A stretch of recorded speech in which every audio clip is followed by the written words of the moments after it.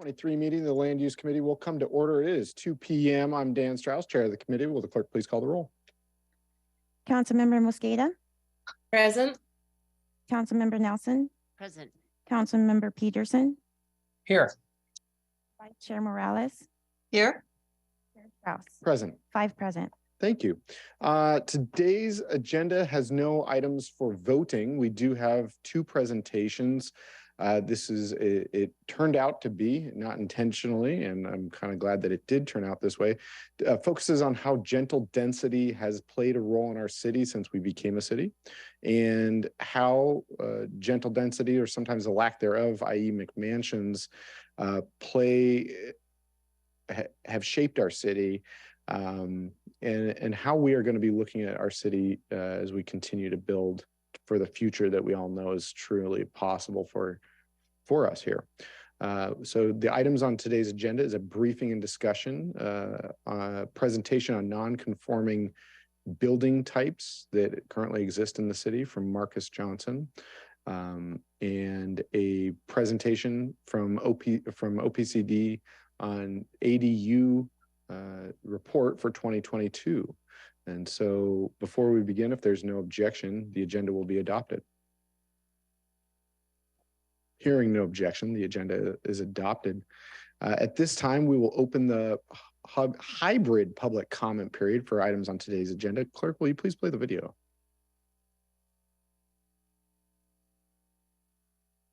Hello, Seattle. We are the Emerald City, the city of flowers and the city of goodwill, built on indigenous land, the traditional territory of the Coast Salish peoples. The Seattle City Council welcomes remote public comment and is eager to hear from residents of our city. If you would like to be a speaker and provide a verbal public comment, you may register 2 hours prior to the meeting via the Seattle City Council website. Here's some information about the public comment proceedings. Speakers are called upon in the order in which they registered on the council's website. Each speaker must call in from the phone number provided when they registered online and use the meeting ID and passcode that was emailed upon confirmation. If you did not receive an email confirmation, please check your spam or junk mail folders. A reminder, the speaker meeting ID is different from the general listen line meeting ID provided on the agenda. Once a speaker's name is called, the speaker's microphone will be unmuted and an automatic prompt will say, "The host would like you to unmute your microphone." That is your cue that it's your turn to speak. At that time, you must press *6. You will then hear a prompt of, "You are unmuted." Be sure your phone is unmuted on your end so that you will be heard. As a speaker, you should begin by stating your name and the item that you are addressing. A chime will sound when 10 seconds are left in your allotted time, as a gentle reminder to wrap up your public comments. At the end of the allotted time, your microphone will be muted, and the next speaker registered will be called. Once speakers have completed providing public comment, please disconnect from the public comment line and join us by following the meeting via Seattle Channel broadcast or through the listening line option listed on the agenda. The council reserves the right to eliminate public comment if the system is being abused, or if the process impedes the council's ability to conduct its business on behalf of residents of the city. Any offensive language that is disruptive to these proceedings or that is not focused on an appropriate topic as specified in council rules may lead to the speaker being muted by the presiding officer. Our hope is to provide an opportunity for productive discussions that will assist our orderly consideration of issues before the council. The public comment period is now open, and we will begin with the first speaker on the list. Please remember to press *6 after you hear the prompt of, "You have been unmuted." Thank you, Seattle. Thank you. And at this time, the hybrid public comment period is now open.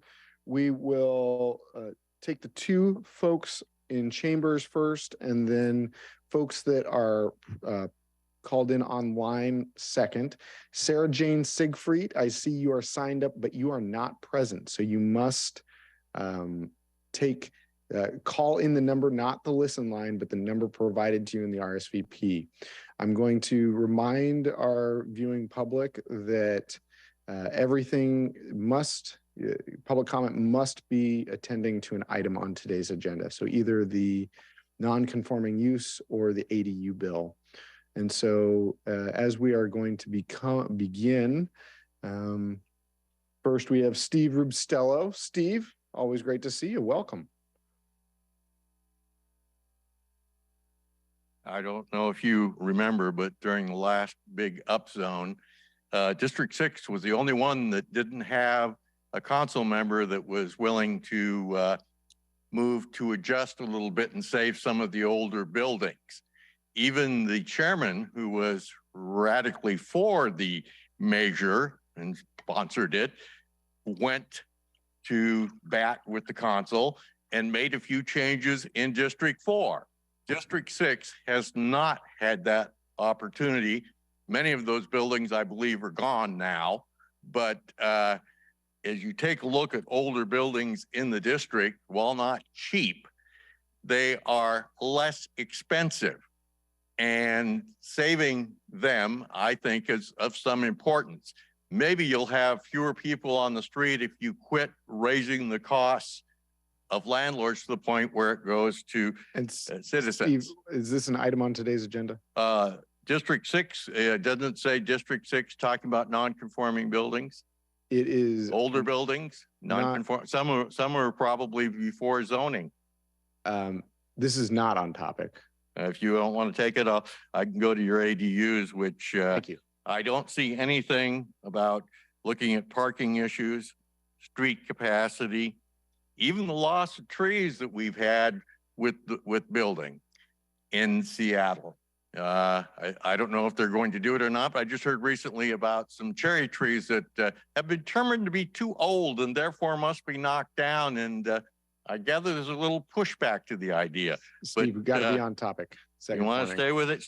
Okay, trees are part of what is the cost of an ADU? What are you going to do on that truck access? What is the pain to the rest of the community for whatever building you're doing? And ADUs have the advantage of not destroying existing housing. Thank you, Steve. Up next is Alex Zimmerman. Alex, you're forewarned, must be on topic. Hi, sir. I very appreciate it. Yeah. Dear Kyle, my lovely, dirty, damn Nazi pig with flour from Animal Farm. My name Alex Zimmerman. Yeah, and I'm candidate for ship to the moon. I stand here with my red sign, my yellow David Star. Maybe somebody can see me in Mr. Zimmerman, channel. Yeah. First warning, you're not on topic. Yeah, must be a topic before the committee today. Yeah, I ask your representative, and she explained to me. So, professor from university who make probably $500,000 so income per year, you know what this means? Will be speak about housing, what is done, qualify for standard, what as we have right now. I think this is very good because he brings something what is very important. And this is exactly what's happened. It's exactly what's happened. It's exactly what's happened. Mr. Zimmerman, second warning, you're it's not exactly on topic what is before happening. before the committee. So I want to explain to you what is going on. I think this house is supposed to be all take out because it's very old, dirty, and have probably rats inside, too many rats inside. So this is good. Yeah. He make $500,000 income. So 1,000 people will be go to street. It's make population of homeless bigger. It's good for business. It's good for Amazon. They will build Mr. Zimmerman, this is your third and final skyscraper. warning. You're not on topic. They will build a skyscraper. They will build skyscraper for $1 billion, and thousand homeless will be in street and die. Mr. Zimmerman, This you are out of professor compliance very with the good. rules of I council. like professor from university. He talking about make people happy with Thank you, Mr. Seattle Zimmerman. flower. Thank you, Mr. Zimmerman. Up next, we have Martha Baskin, followed by David Mooring, then Sandy Shetler, followed by Michael Oxman, Suzanne Grant, and Eric Fisk. Sarah Jane Siegfried, you are still not present. So Martha, welcome. We're excited to have you. Yes.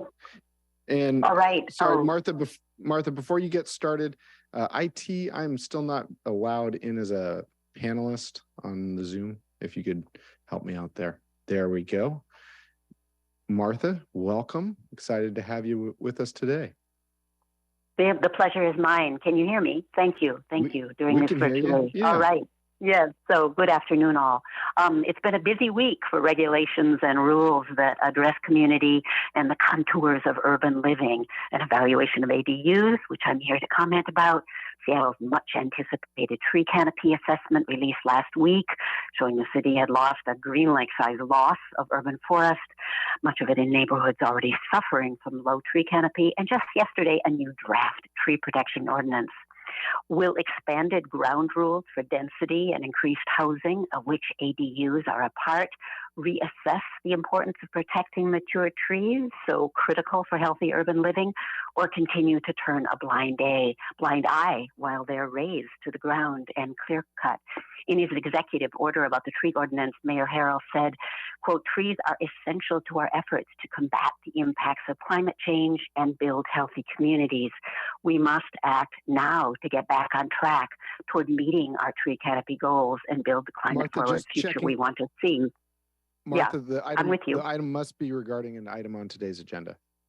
But it's ADUs. It's where I'm getting to, an evaluation of ADUs. And it's very true, as the good mayor said, trees are amazing feats of nature, but they are not being protected with ADUs, and I support them. But despite the mayor's executive order, trees continue to be sacrificed. Is it beyond our capacity to have density and housing? I don't think so. What I'm concerned about is that developers are misinterpreting the council's original 2019 legislation and about spreading, and instead spreading primary homes, ADUs, and DADUs across a lot. And this practice is leaving no space to protect existing large trees. I think that we can have it all. We certainly can have expanded density and trees with more. Oh, thank you, Martha. Sorry, clerk, I was going to give her a couple seconds more because I interrupted. Martha, please feel free to send in any further comments. Clerk, if I do interrupt, it's okay to give him a couple extra seconds. David Mooring, welcome, followed by Sandy Shetler, then Michael Oxman. David, how are you today? Good. Good morning, Chair, and good morning, council members. I'm here to talk about DADUs, the DADU report that was originally due June 30th of 2022, and another one is due in June of 2023. I am delighted to hear about the more housing production, especially the housing ADU production through this report. Good for, especially when there's good design being practiced. But I did send a 10-page document before the lunch hour to the members of this council, of this committee, to go over a few recommendations. Basically, this report, as you might know, was required to be done on a yearly basis so that the city council legislators could monitor the production of ADUs and, in fact, see if we could achieve what Mayor Durkin had set forth in her executive order 2019-04. The mayor basically indicated that the city council is to implement strategies to encourage more accessible dwelling units as affordable, long-term housing choices throughout Seattle single-family neighborhoods, and to study how accessory dwelling units are addressing our housing affordability crisis and impacting our communities. That is where you need to take a quick look when you get a presentation today, a thorough look at how much is being produced for affordability.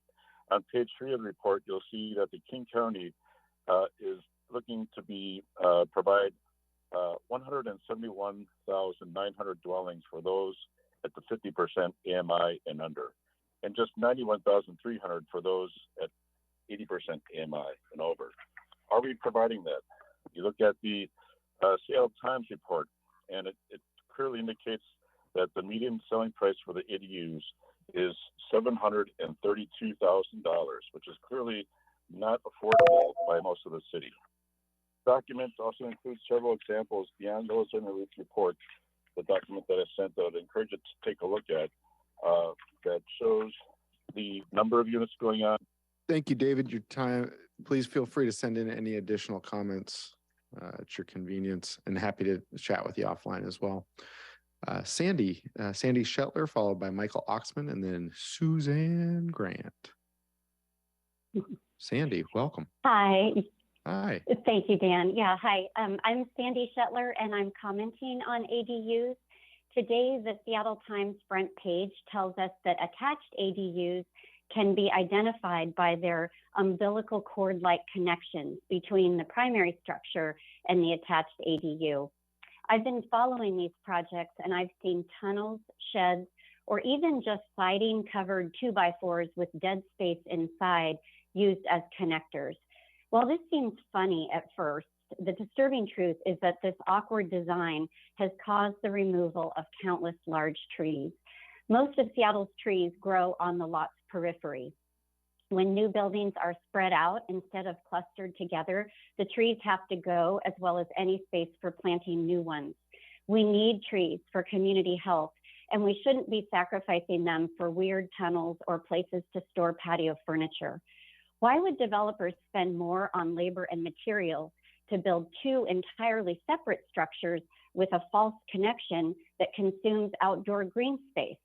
Because when it feels separate, the attached ADU can be marketed like a townhome and command a higher price. Council can fix this with a simple term clarification. The 2019 legislation defined an attached ADU as being fully within the primary residence. But SDCI added two words, or attached, when the rules were written. Sprawling townhomes across lots was not the spirit of the original bill. Council can fix this with a simple term clarification. Attached ADUs should be truly attached. This will save trees while providing the exact same size and number of new homes. Thanks so much for letting me comment. Thank you, Sandy. Always nice to hear your voice.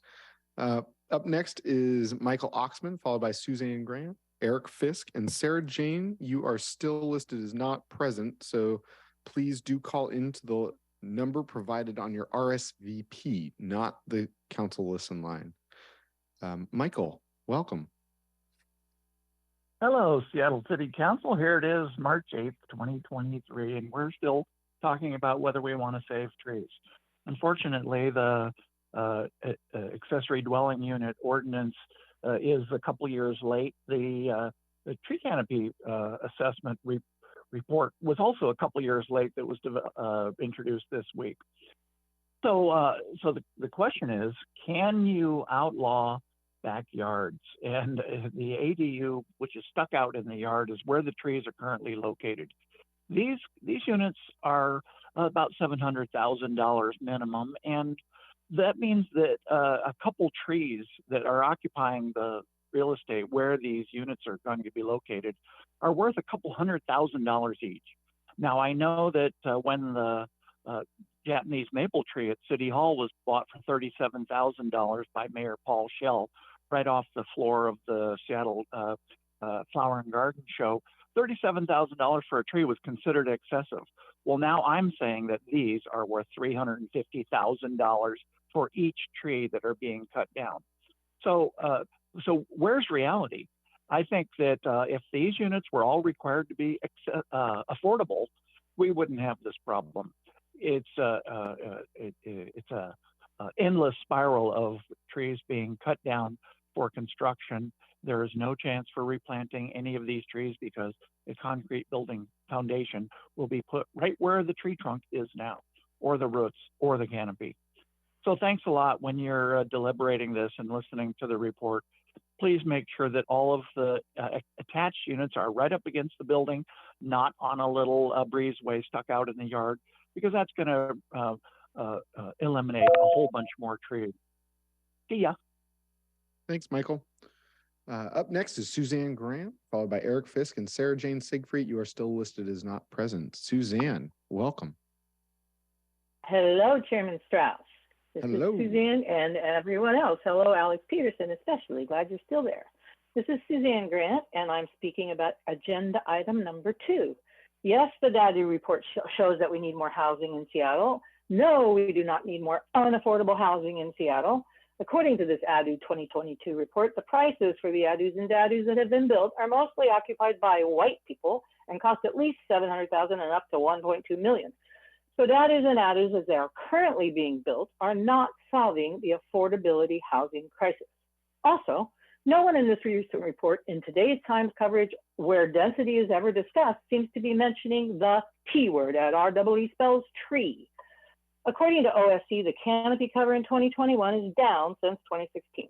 Neighborhood residential areas contribute nearly half of city canopy. The land that underwent development, sometimes due to DADUs and ADUs, had the high canopy loss. This subject's not mentioned in the ADU report. As Hillary Franz is quoted in the Times today, trees provide the most valuable tools we have to address the challenges climate change poses for everyone. Now today, Natalie Graham has brought my tree murder song back to life. You're back on in the newspaper, City Council. And today's online stranger in her report about the cherry trees at Pike Place Market. In determining how much we want to approve or disapprove of DADUs and ADUs, I hope you hear that the community has expressed that they care about housing and they care about saving trees. Some people don't seem to realize how much we need trees. It's time for you, the upper echelon of city government, to talk about trees when you discuss ADUs, DADUs, and density. And don't forget that T word, don't forget that T word, at REE spells tree. Thank you. Thank you, Suzanne. Up next is Eric Fisk, followed by Sarah Jane Siegfried. Sarah Jane, you are not listed as present currently. Eric, welcome. Hi. Yeah, I want to comment on the 2022 ADU report you'll be reviewing. And it's showing, most critically in the review I thought, was that only a fifth of the permitted ADUs are actually being rented long-term, which means 80% of these ADUs are just being used as workarounds or are being given to family members and so on and so forth to get more floor area space. So my concern is that we need to do more to encourage ADU conversions inside existing homes and at affordable rents. I tried to do this in my own home, and I was blocked by DPD and government rules, and I saw a few issues firsthand that I'd love it if you could fix. First is that current rules prevent conversion of a garage to a housing space, even if the conversion of the garage would create an on-street parking space, so no loss of parking. We need to allow single-family homes to repurpose their off-street parking spaces to ADUs, provided that the home is not in a restriction. Second, there's currently no incentives or help for creating and renting out an affordable ADU. You should be waiving the permit fees that are charged if you are creating an ADU in your home and you agree to have it be rented out as an affordable rate. A lot of homeowners want to help with affordable housing, and currently the government just says that developers need to tear down your home and put in condos, and there's really no pathway for helping homeowners rent out affordable units in their home. Third, if a homeowner lives on the property that they're planning to rent out, the rules currently are strongly pushing people towards the short-term rental market, and you see this in all the numbers. And if you enter the short-term rental market as a homeowner, there's no inspections from the city, there's no rules to follow about who you rent to. The person you're renting to, you know, will pay, you know they'll leave when they're supposed to leave. It's very simple. Meanwhile, if you try to do a long-term rental, you have to deal with a number of inspections and complications. So those are the three biggest things that I hope you guys look at, and not just service this legislation for developers, but also try to help affordable housing for homeowners. Thank you, Eric. Sarah Jane Siegfried, you are listed as not present currently. IT, can you please confirm that the public registrant, Sarah Jane Siegfried, is not present? Affirmative, there are no further public comment registrants online. All right, well, seeing as we have no additional speakers remotely present, we will move on to the next agenda item. Agenda item D, item 1. Our first item is a briefing and discussion on informational item 22440, which is a presentation on non-conforming buildings in Seattle. We're joined by Marcus Johnson. Marcus approached us last year as he was a student at the University of Washington in a master's degree in urban planning. For his program, he did an analysis of non-conforming buildings, including duplexes, triplexes, quads, small apartment buildings, and commercial storefronts. Non-conforming uses simply mean a building that was built in a place that the zone does not allow for today. So another way of saying that is we have neighborhood residential that does not allow for duplexes to be built, and we have many duplexes across our neighborhood residential zones. Currently, there are duplexes and triplexes across our city because restrictive zoning only became a true reality in the 1980s. And when Marcus approached me about his work and his urban planning degree, I asked him to present his findings to the Land Use Committee. I find it quite, because I learned quite a bit actually. Marcus currently works as an urban designer for Makers, which is also,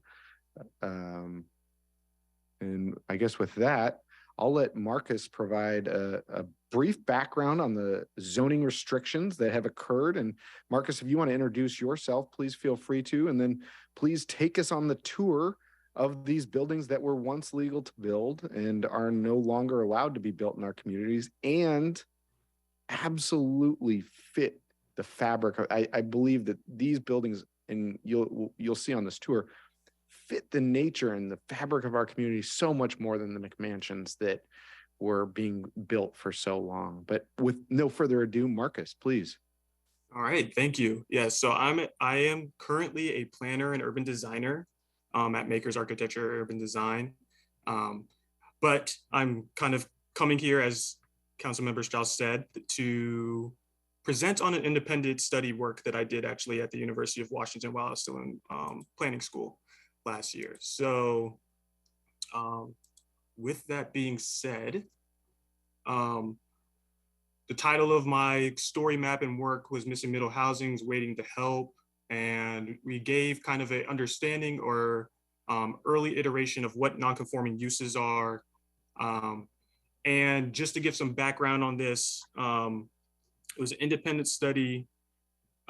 Rick Moeller was the academic. He's a professor of architecture at the University of Washington, and he was the one that was supervising me during this independent study as well.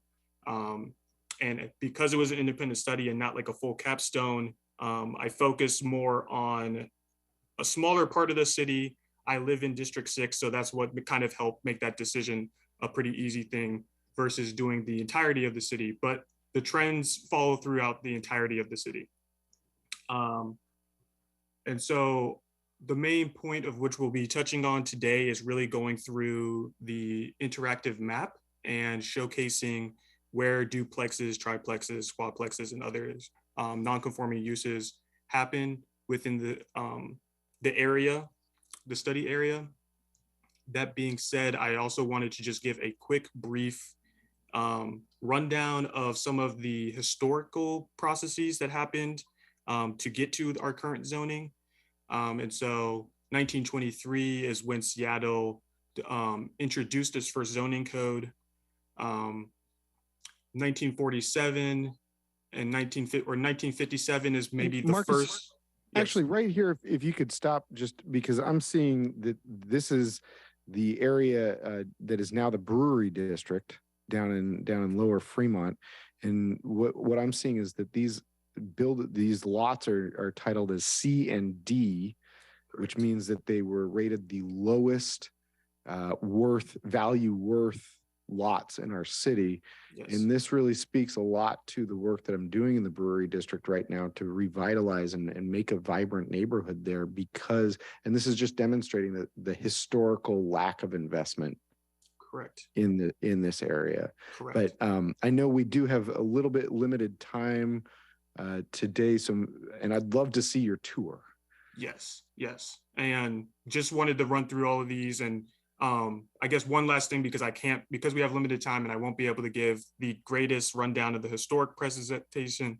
please, when you visit this website later on and kind of go through the story map, think of these dates not just as kind of memory points, but also think about the context in which these dates are happening, right? And so 1947 has a very particular location to the end, near the World War II and kind of just what happening around that time period. And 1957 is another area where Brown v. Board of Education happened in 1954, 3 years after that. So there's definitely some context that links to all of these different things. So as you asked for, the tour of kind of the study area, this is what the interactive map is going to look like. You have the legend over here. You're able to click off whatever you would want to click off. So if you want to focus on certain things, you can. And they give the little icons as well. And so we have this study area right here, and I'm going to start with duplexes. And we're just going to run through a couple of areas in the city and addresses and stuff like that nature. So as you click on these points, you'll be able to see both an address, you'll be able to see its current zoning, how many units are existing, the year built, and then you'll also be able to click on this link here, which gives you a street view image of said property. And so here's an example of a duplex within that area, and you can see this is a good sign right here that you're going to have multiple units, multiple non-conforming units within one area, is that you have different areas, and you have an address over here and an address over there. So this is one example of the duplex over here by kind of the Woodland Park Zoo, and kind of down in here, you have this duplex as well in this area, and you can go and click down here and see both the entrance on this side and the entrance over here on this side. And again, your telltale sign, you got 2 utilities. And Marcus, just to clarify, these are in areas that do not allow duplexes? I'm sorry, I know I said that at the start, but that is correct. This looks like just a normal house. Yes. Yeah, that's the thing. They just blend into kind of the neighborhood environment. They look very much like other houses around it. And this is this is a non-conforming building based off of the current zoning of this area. And colleagues, also, if you have questions as we're taking this tour, please do jump in. Here's another example over by Ballard High School. So you got this 2-unit duplex right here. You got one entrance on this side, and you have another entrance over here on this side, and you got Ballard High School right here. And so again, kind of just fits in, doesn't stand out or anything like that. You have this area up by 85th, or in between 85th and like the Loyal Heights area. And here is... This is the one that actually, sorry, Marcus, I'm just going to keep jumping in because my colleagues aren't, so I'm just going to keep talking to you. Go ahead. This is actually what surprised me the most is, I go up to Larson's all the time, and I didn't realize that this was a duplex. Correct. And the cool thing about this particular example is it's kind of twin duplexes. So you have a duplex right here, and you got a duplex right here that is just the twin building right next to each other. And could you take us down the street just a little bit so that we can see, and just so my colleagues can see why I was confused about this being a duplex? Yeah. So you have this right here. I can go right down here. You got garages on the back end. And then you can see as you go further into the neighborhood, kind of how there's a similar feel, similar structure. And I see Councilmember Morales has a question. Similar height, yes. Yeah, thank you. Marcus, this is great. Thank you for showing us. I think it is important for us to see just how well these duplexes are blending in with the surrounding neighborhood. I think for me, what's interesting is that these are all single story, and a lot of what we're seeing now are, taller and bigger. And I think that might be part of why people find them bothersome. I think they're great.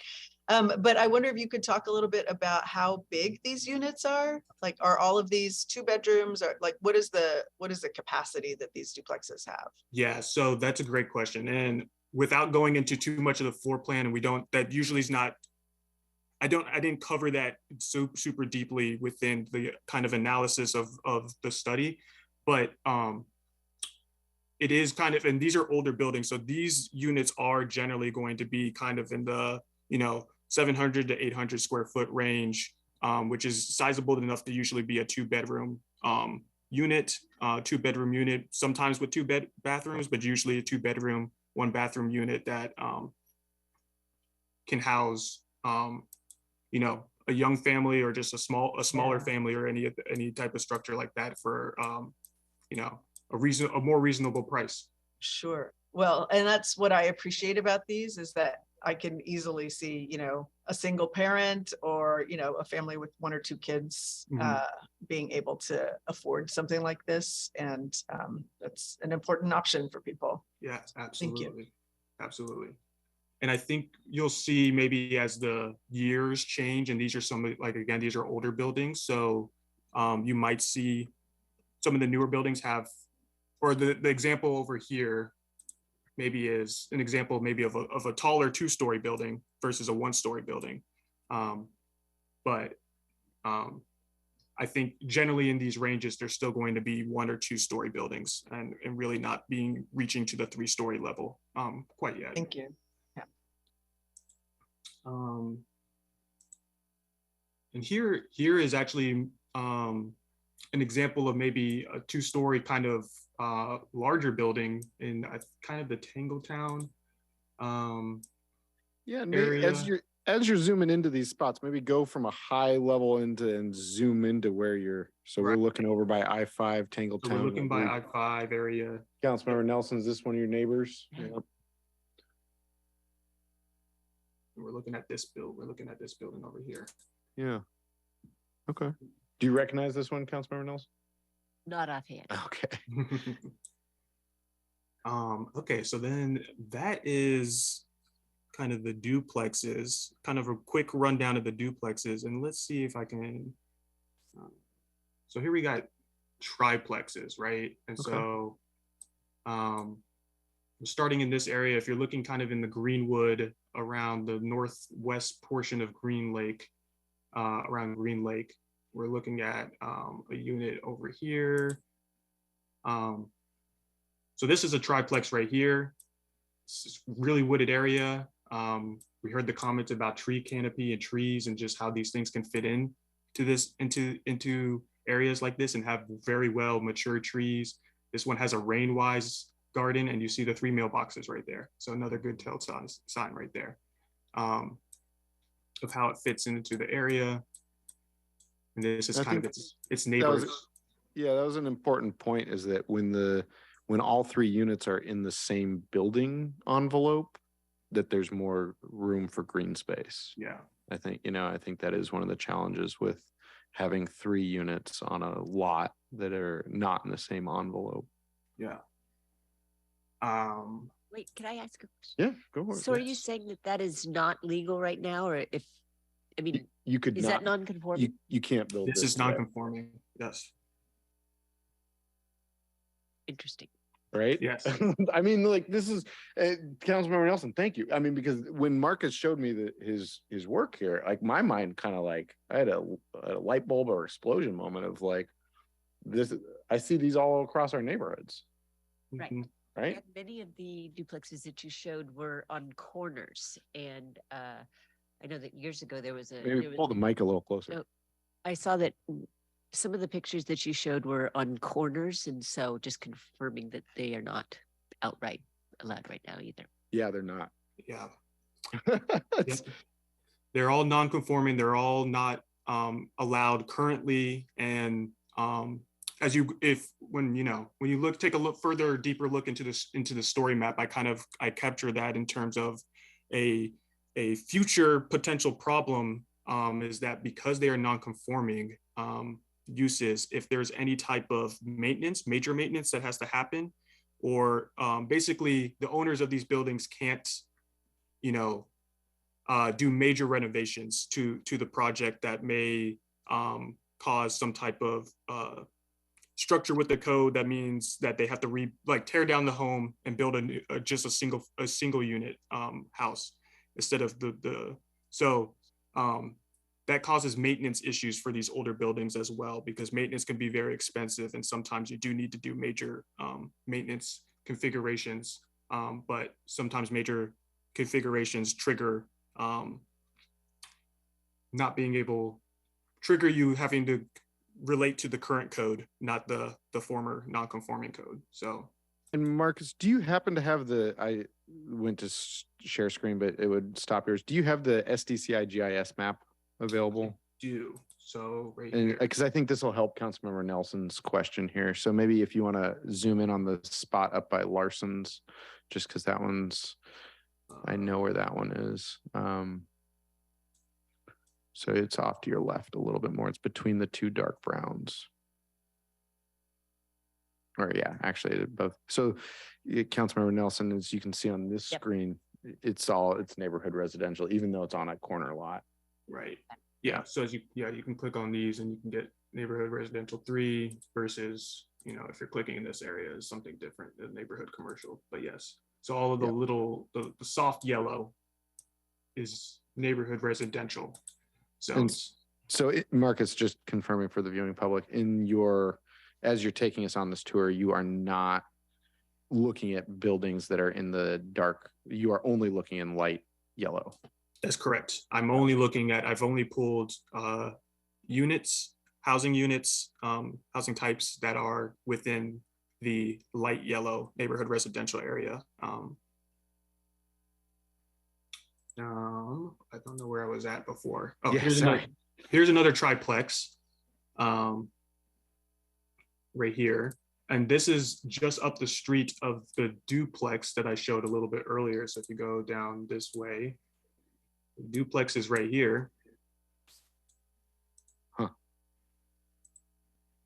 And got your triplex right here. You got two units on here, and I imagine the other one is other entrance is over here on this side.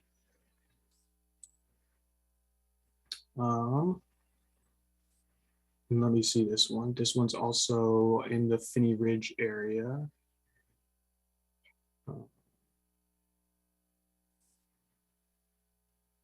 This unit right here, a little bit harder to tell, but you can again see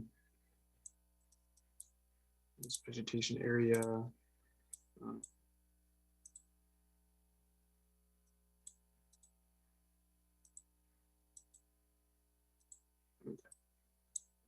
Here we go. And this is the side entrance, or this is where the garages are. Oh, this is a good one. So then we have 2 triplexes right here. So you have a triplex here. This is a triplex unit over here. So you have different styles kind of right next to each other. And then additionally, you can kind of see its neighbor. And this is where maybe you see some of the larger single family homes kind of coming in. That might have been replacing one of these type of units of the past. Can you do street view to see what was there before that? And so that building that we're looking at right now is just for one family?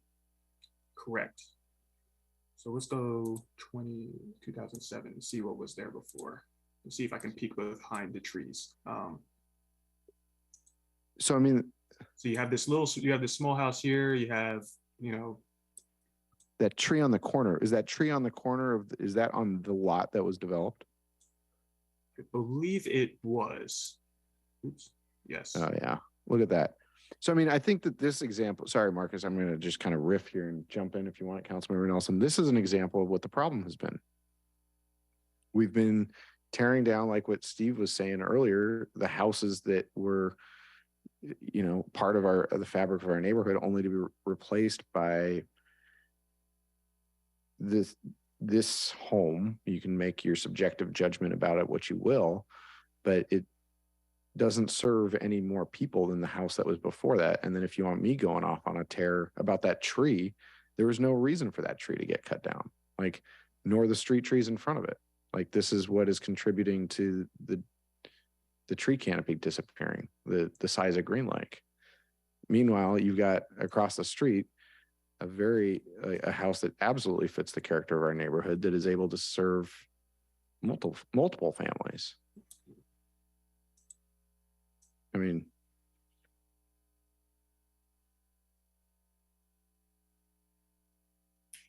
I don't know. Sorry, Marcus. That one kind of. No. Councilmember Nelson, anything you want to share? I understand. Yeah. Yeah. I mean, sorry, Marcus, could you go back to that? I'll go back. Yep. Yeah. I mean, I think that this, if you want to focus on that house, this single family house, like, this doesn't add any contribution to our city. Like, there's no more people that are able to be housed by this. We've lost trees because of this, and it doesn't really fit the fabric of our neighborhood. End of rant. Thank you. Sorry. There you go. Great. Yeah. So, and this is so another example of a triplex. This is in the Tingletown area as well. This one's, I think, a really fun one to look at. This is on a unique parcel as well. So it's on a unique lot. And actually they did essentially two triplexes connected to each other on the same lot, called McKinley Place. And so you can see this is the back of the area. They still have the parking connected to it, and they'll have the triplexes. And this is maybe a good vision of what the front looks like. Right here. So you can see all of this vegetation, all this landscaping. And then you have the entrances to the units over here on this front side right here.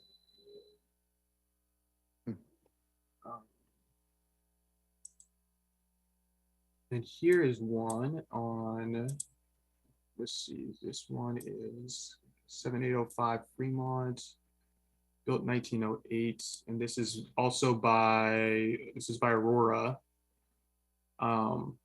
just south of kind of Greenwood, center of Greenwood neighborhood.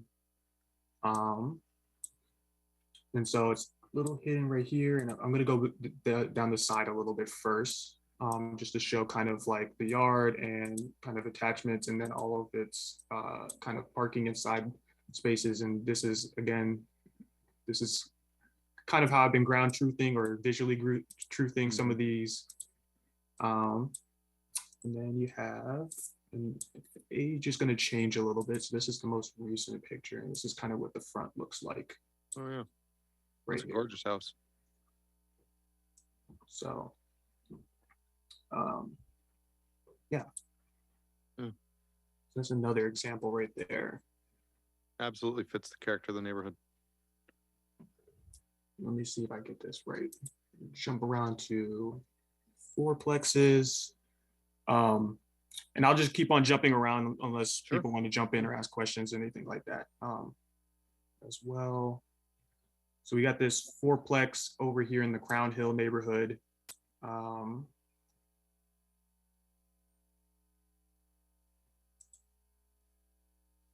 And there you go. You got your 4 mailboxes right here. Is that third? Is that 3rd Avenue? That is, yes, it is 3rd Avenue.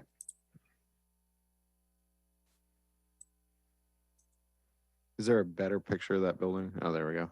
There we go. Yeah, this landscaping got, it blocks the front very well, but this is the unit right here.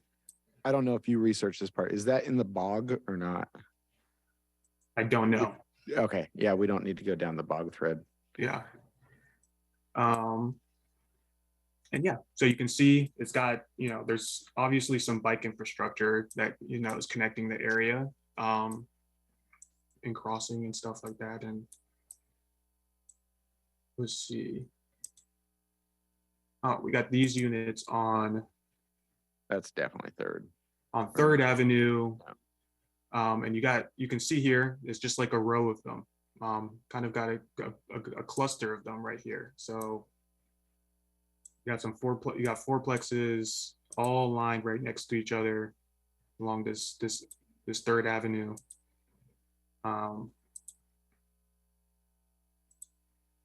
So just this block's got that's 16 households right there. I'm just pulling up the SDCI GIS on my own computer just to look at this. I guess I can pull it up. You want? Oh no, I don't need to distract you from your presentation. Okay. Like, I guess I didn't realize that those were non-conforming as well. I mean, I drive by them all the time.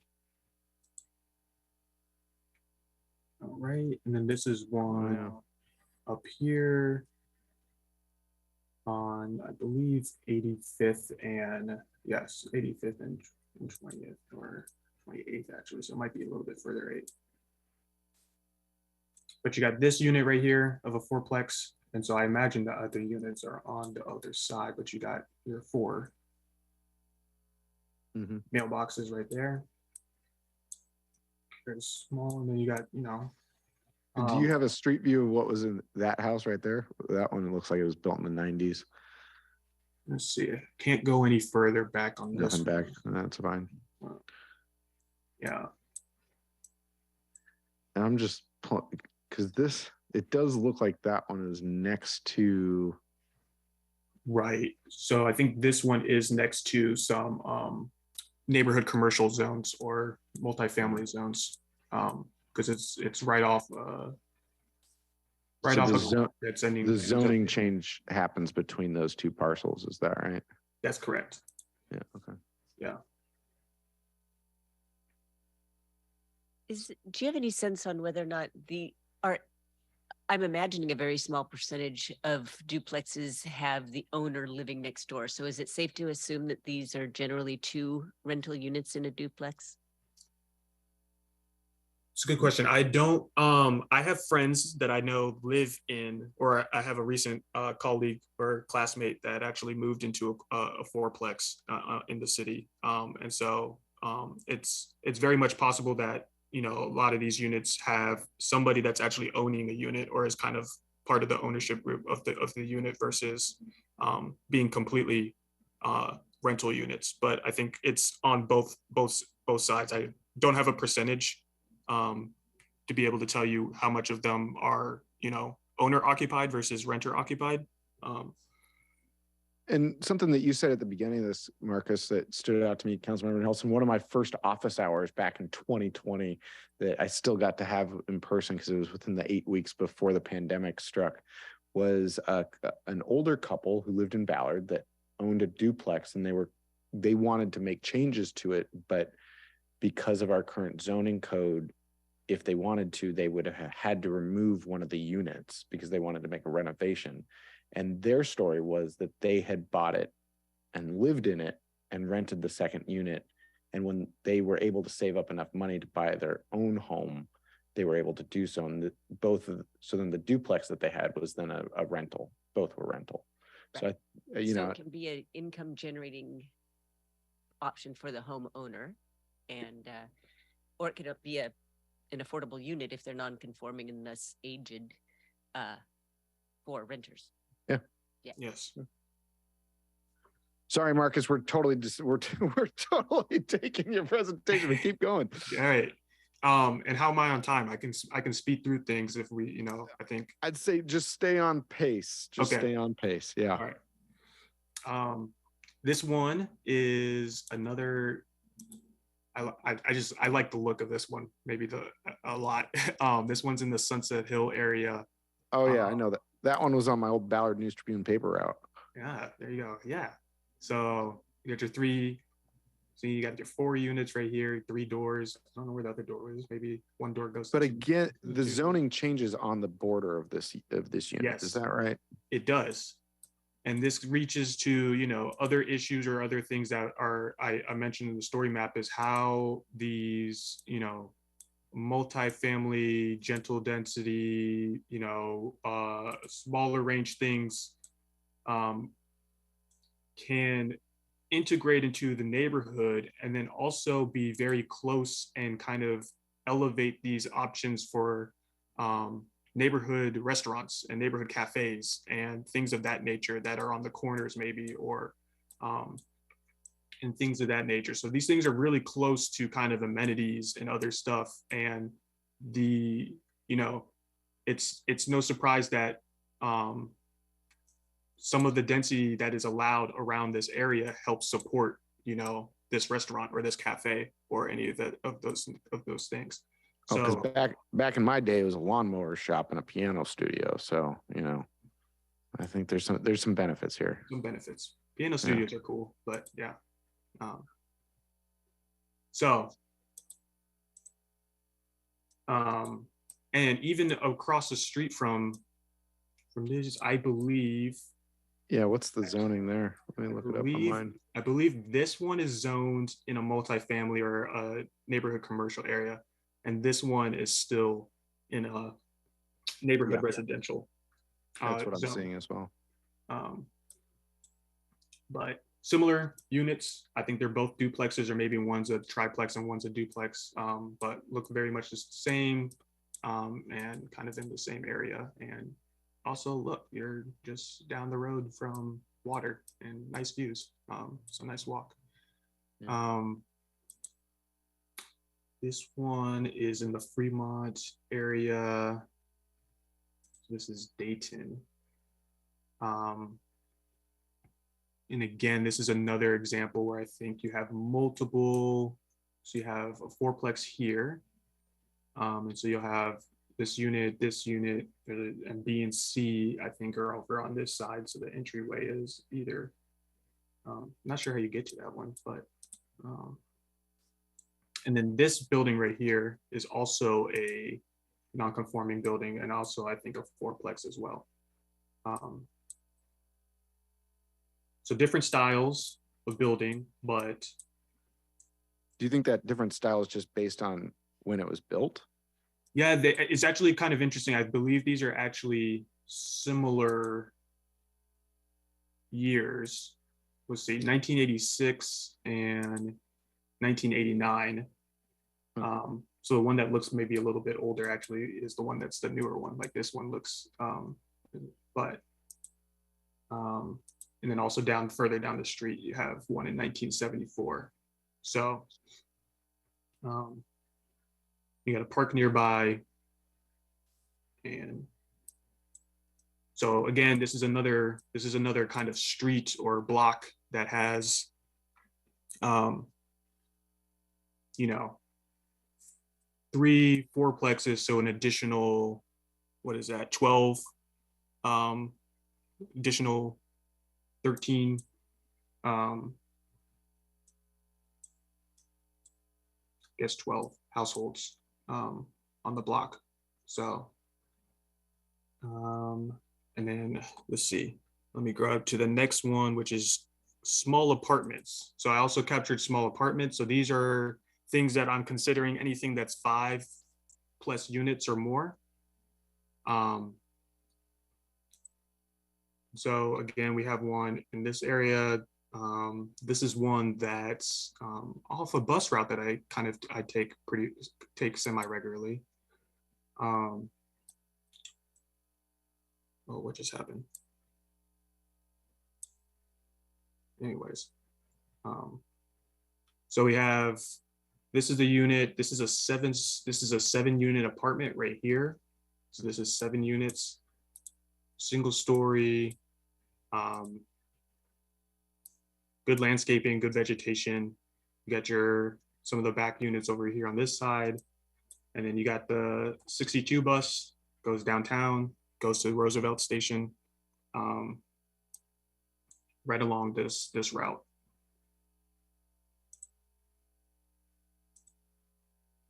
Here's another example of Is that also off of 3rd? Sorry, I guess I know 3rd Avenue pretty well. 3rd. Let's see, this is 2470th. Yep. Okay. Off of 3rd. It's also off of 3rd.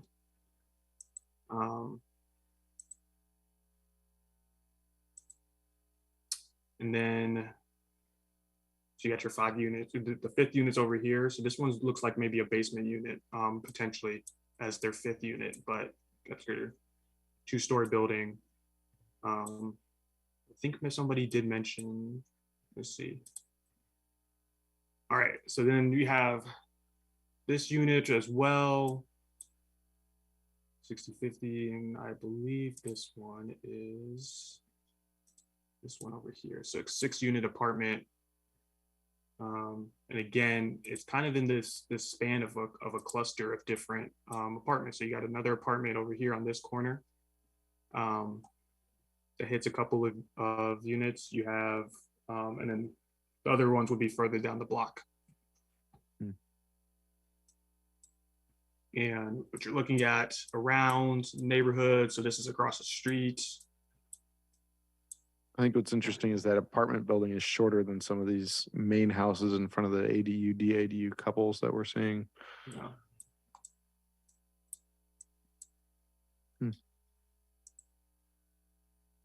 It's another 5-unit apartment right here off of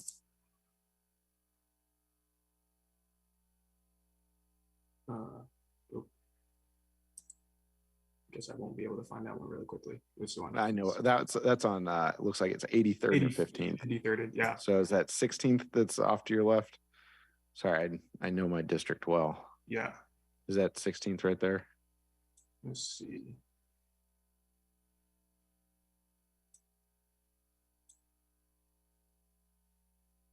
Well, yes, 16th. Yeah. This one stunned me as I was walking through my neighborhood a number of years ago with how many units that they've tucked in there. I don't know how they did it. Yeah. Quite a creative one. They still have all the, off-street parking for it as well, which is interesting. And you can see vegetation, really sunny area. This one's right by the elementary school, I believe. Oh, none of these are loading up now.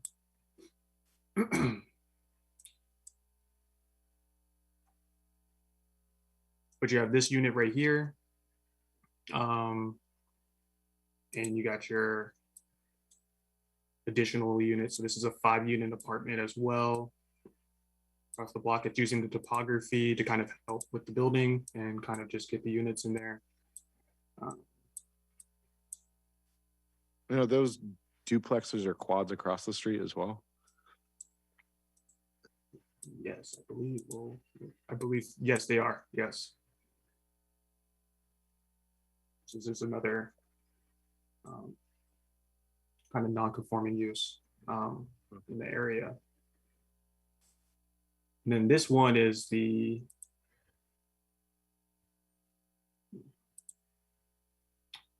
this one is that over on Finney Ridge? I think that's over by my uncle's house. Kind of Woodland Park Zoo area, just up from them. And this one is actually 25 units. Fit along. Oh, your screen went black on us. Yeah, I'm trying to figure it out myself. Okay. Error. Okay. This one, you can see this one when you're driving across the Ballard Bridge. If you look up, you can see this one. You recognize this one, Councilmember Nelson? Nope. No. Yeah, and again, using the topography of this area to kind of help.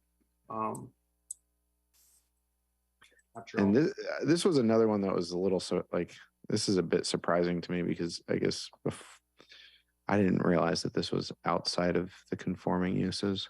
Mm-hmm. It's so close. Is it close? Yeah, so it's not really.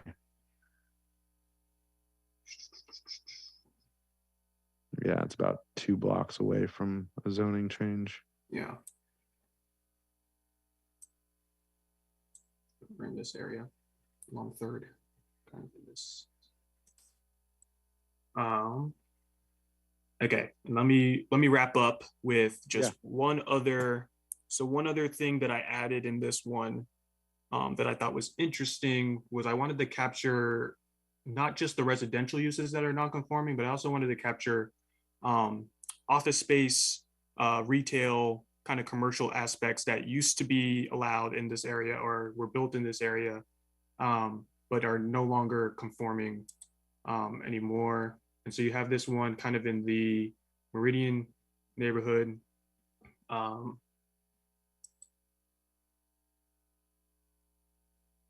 So you got this one right here, which is this one is just a commercial use building.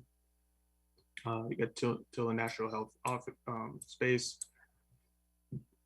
And right across from it, this, I think whatever commercial use was in this building is no longer in this building currently right now. But the building is designated as a mixed use building. So it does have office space on the bottom floor, and then you have 2 units on the top floor in this area. Have this one over by, again, the Meridian Playground, just north of the Meridian Playground. So this one right here. It's actually 6 units built in 1979 and has office or commercial use. So this is the commercial area right here. You kind of have 2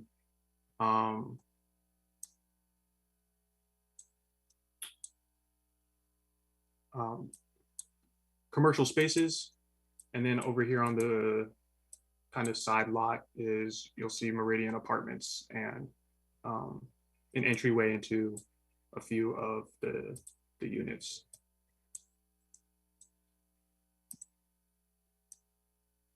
And Meridian, when you take a look at the story map and you look throughout the rest of the interactive map, Meridian has quite a few along of non-conforming uses just popping up everywhere, whether it's a duplex or a triplex or something like this.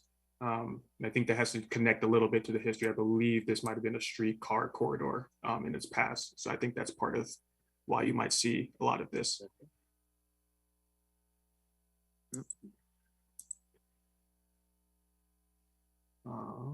Reload.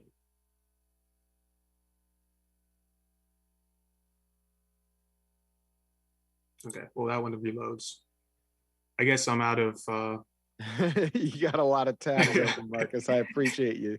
Here we go. Here's a couple last ones. Okay, so another mixed use office area. You got UMA Clinic. I think that might be how you pronounce it. 2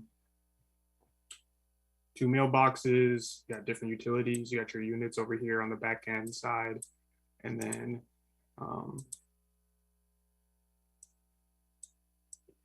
this is kind of the front of the building. And you can see what the neighboring things, and this looks like a large, wonder what that is actually. I don't know why that caught my eye this time around, but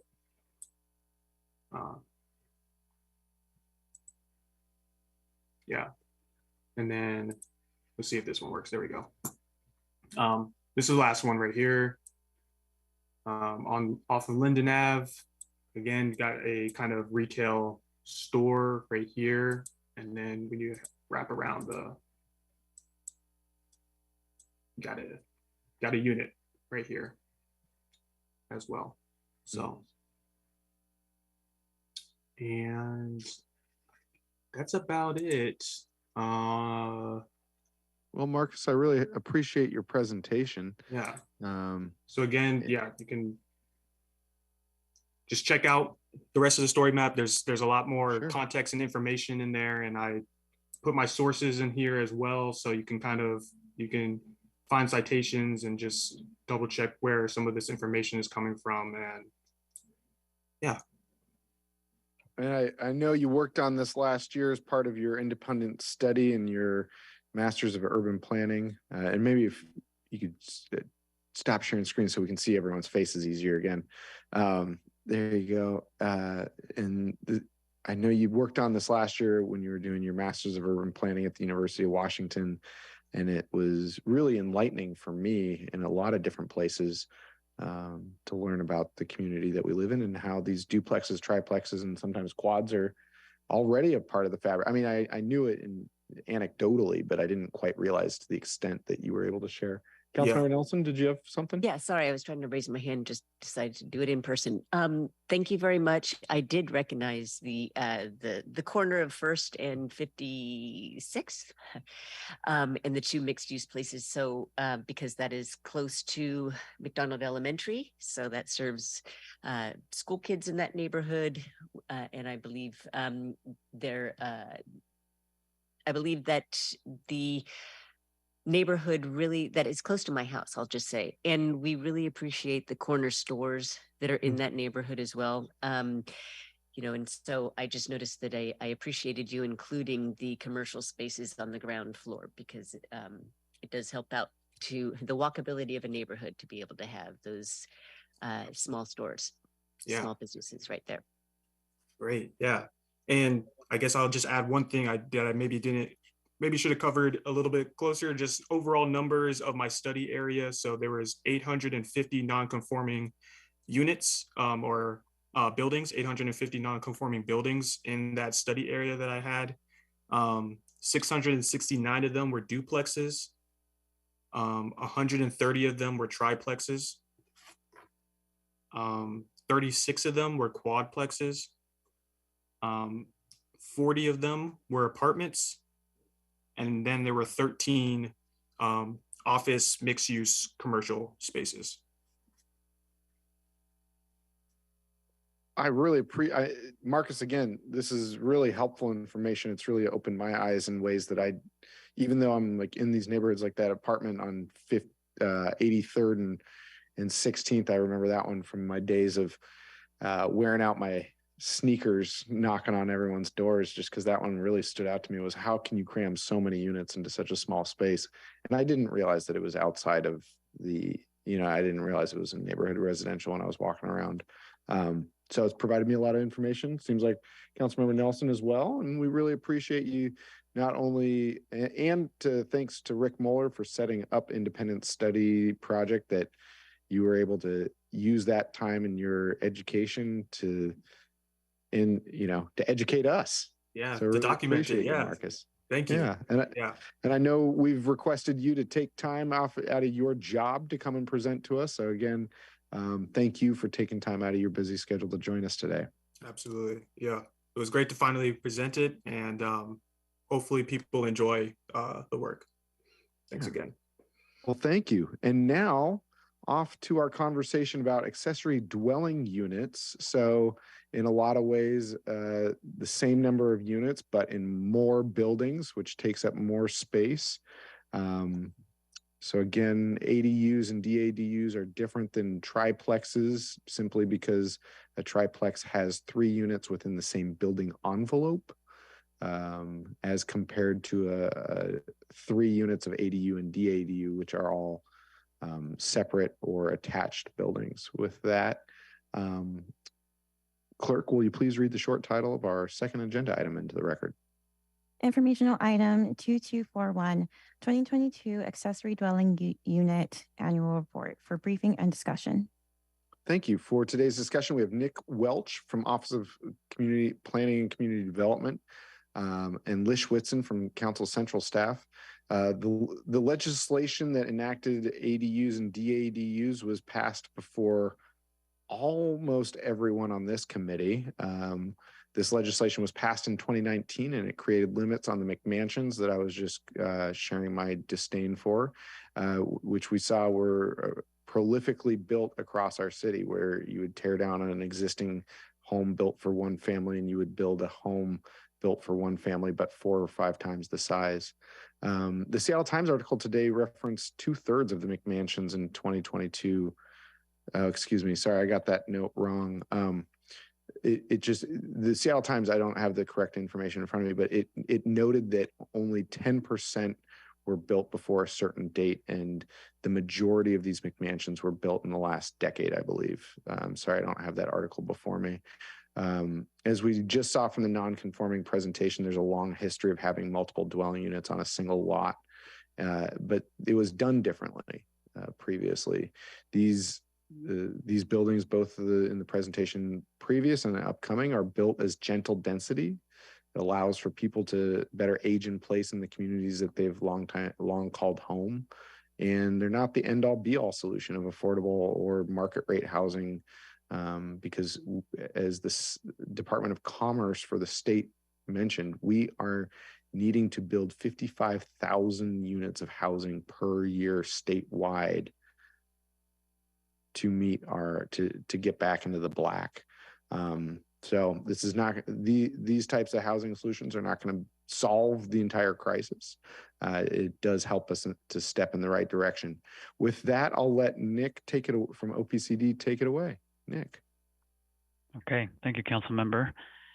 I'll bring up our president. Nick, sorry, just before we get going, I do see Lish with us as well. If colleagues, if you could note which slide you have questions for, I'm going to ask Nick to go quickly through his presentation because he's got a lot of information. And then let's cycle back to the slides that you have questions on, if that works for you. Thank you, Nick. Take it away. Okay, thank you very much. So I'll go efficiently through our slides today. I'm here to present I'll be right back. information on our 2022 ADU annual report. And this is the outline of what I'll walk through. Background on the reform that the council member just mentioned from back in 2019. Data on ADUs that have been produced last year and over time. The use of our pre-approved DADU plans, other information about how ADUs are being used. We have some interesting new information from a survey we did last year of people who own and live in ADUs, and then some ideas of where we're taking this work in the future. So first, just to make sure we're all on the same page, this is a great segue from Marcus's presentation, but to present the terms here a little bit, ADUs are accessory dwelling units, and those are small secondary dwellings that the city allows in our residential zones, in particular our neighborhood residential zones. And we distinguish two types of ADUs. The council member described this a little bit, but attached ADUs, and you'll see this acronym AADU in some of what I present today, is an ADU that's located either within or connected to a principal dwelling unit or the main house. And then a detached ADU or a DADU, which is often called a backyard cottage, is an ADU that's located in a separate accessory structure elsewhere on the lot. And sometimes that is an ADU that's above a garage, like the photo on the right. In 2019, the council passed new rules that were designed to help us create more ADUs and increase ADU production. This was one part of our much broader work to address housing needs overall.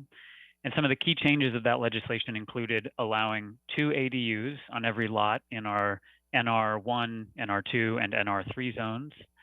We reduced the minimum lot size that you need for a DADU from 4,000 to 3,200 square feet. That unlocked several thousand sites that previously couldn't have a backyard cottage. We increased the maximum height and size of DADUs as a way to allow somewhat larger, potentially 2-bedroom units that would work for larger households or families. We removed off-street parking and owner occupancy requirements that previously had discouraged or outright prevented many people from being able to add an ADU. And then we established the new limit that the council member mentioned that reduced the size that a new single-family dwelling could be, and also acts as an incentive to include ADUs when new development occurs. And we'll get a little bit more into the results that that has produced. In that legislation, council directed OPCD and the Seattle Department of Construction and Inspections to do annual reporting on the ADUs that are being produced and permitted throughout the city. And the mayor at the time also signed an executive order identifying several other outcomes and benefits and impacts that we should monitor over time to understand what effect this housing type is having in the city. So one of the first things that we do in our annual report, which you saw on the right side of that previous slide and is now available online, is just track overall production of ADUs. And that's what you see in this chart. It shows ADU permitting dating back to 2005. And that's a time when we had only a few dozen attached ADUs initially, and then starting in 2010, detached ADUs permitted each year. In 2015 or so, we started to see that increase a little bit, particularly as development increased overall in Seattle, but it still remained relatively stable until 2019. That's when we started to see a pretty significant increase in each of those last 4 years. Last year, we had almost 1,000 ADUs permitted in 2022, 988 ADUs. And that was almost a fourfold increase from 2018, which was the last full year before the ADU reforms that I mentioned took effect. There could be a lot of different drivers of this trend, but overall, this suggests that the work we've done to try to increase ADU production is indeed producing some good results. The map you see on the right shows the permits just from last year in green. Others are in smaller dots behind those. And you can see here that they're pretty distributed throughout pretty much all of our neighborhood residential zones. There is some clustering in places like Northwest Seattle, Loyal Heights, Greenwood, many of the places that Marcus just took us on in that tour. Also Bryant, Ravenna area in Northeast Seattle, Madrona, South Beacon Hill, but really quite distributed throughout the city.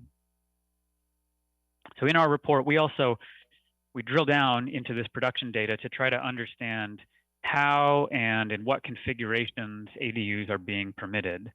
And one of the outcomes we look at is the number of properties that have 2 ADUs, since that was a new option that the 2019 legislation unlocked for neighborhood residential zones.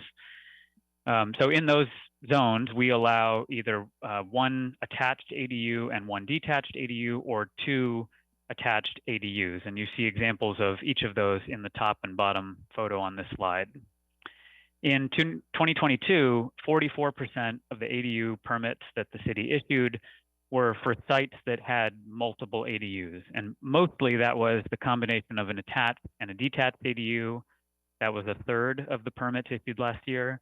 7% of permits were for projects with 2 ADUs. In the bottom image, you can kind of see that's one structure. The upper 2 floors are the principal unit, and then each side of the first floor is an attached ADU. And then 2% were actually for lots that already had an ADU before 2022. So that might have been someone who had done a basement unit sometime in the past, and then when we opened up the opportunity to add a second unit, they came back to permit a second ADU. We can also identify the number of ADUs that are created alongside new single-family homes, as opposed to just a standalone ADU project. That's also something the council was interested in tracking. And so for sites in neighborhood residential zones that had any new construction last year, only 14% were for just a new single-family home. About half were for projects that just included ADUs, and then 1/3 were a combination of those 2 housing types, a new single-family home plus 1 or 2 ADUs. Council was also interested in tracking how often ADU production is associated with demolition of an existing housing unit. It's actually a little harder than you might expect to really pin down with our construction permit and demolition permit data. But that last category that you see, the 34% that had the 2 housing types, a new single family home and an ADU, is a good indication of projects where probably the existing house was demolished and then a new house with 1 or 2 ADUs went up in its place. The photo illustrates an example of that. So another way to present this same data is that 70% of new single family homes that were permitted last year included an ADU. And this is probably due in large part to that size limit, the floor area ratio limit that we established, which again did 2 things. It limited the maximum size of new single family homes in response to a lot of community input about oversized new homes that people were seeing in their neighborhood that felt out of scale. But it also doesn't count floor area in an ADU towards that limit. So that acts as an incentive when someone is redeveloping a property to include 1 or 2 ADUs, and we're seeing that that's the most common outcome. We can also look at the characteristics of the sites where ADUs are permitted, and in 2022, we saw a pretty wide range of lot sizes, a pretty good distribution. That includes some very small sites, less than 4,000 square feet. For DADUs, that was a new opportunity to be able to permit a backyard cottage on a smaller site, and then some that are much larger. The median overall was a little bit on the larger side, 5,666 square feet for attached ADUs and just over 6,000 square feet for DADUs.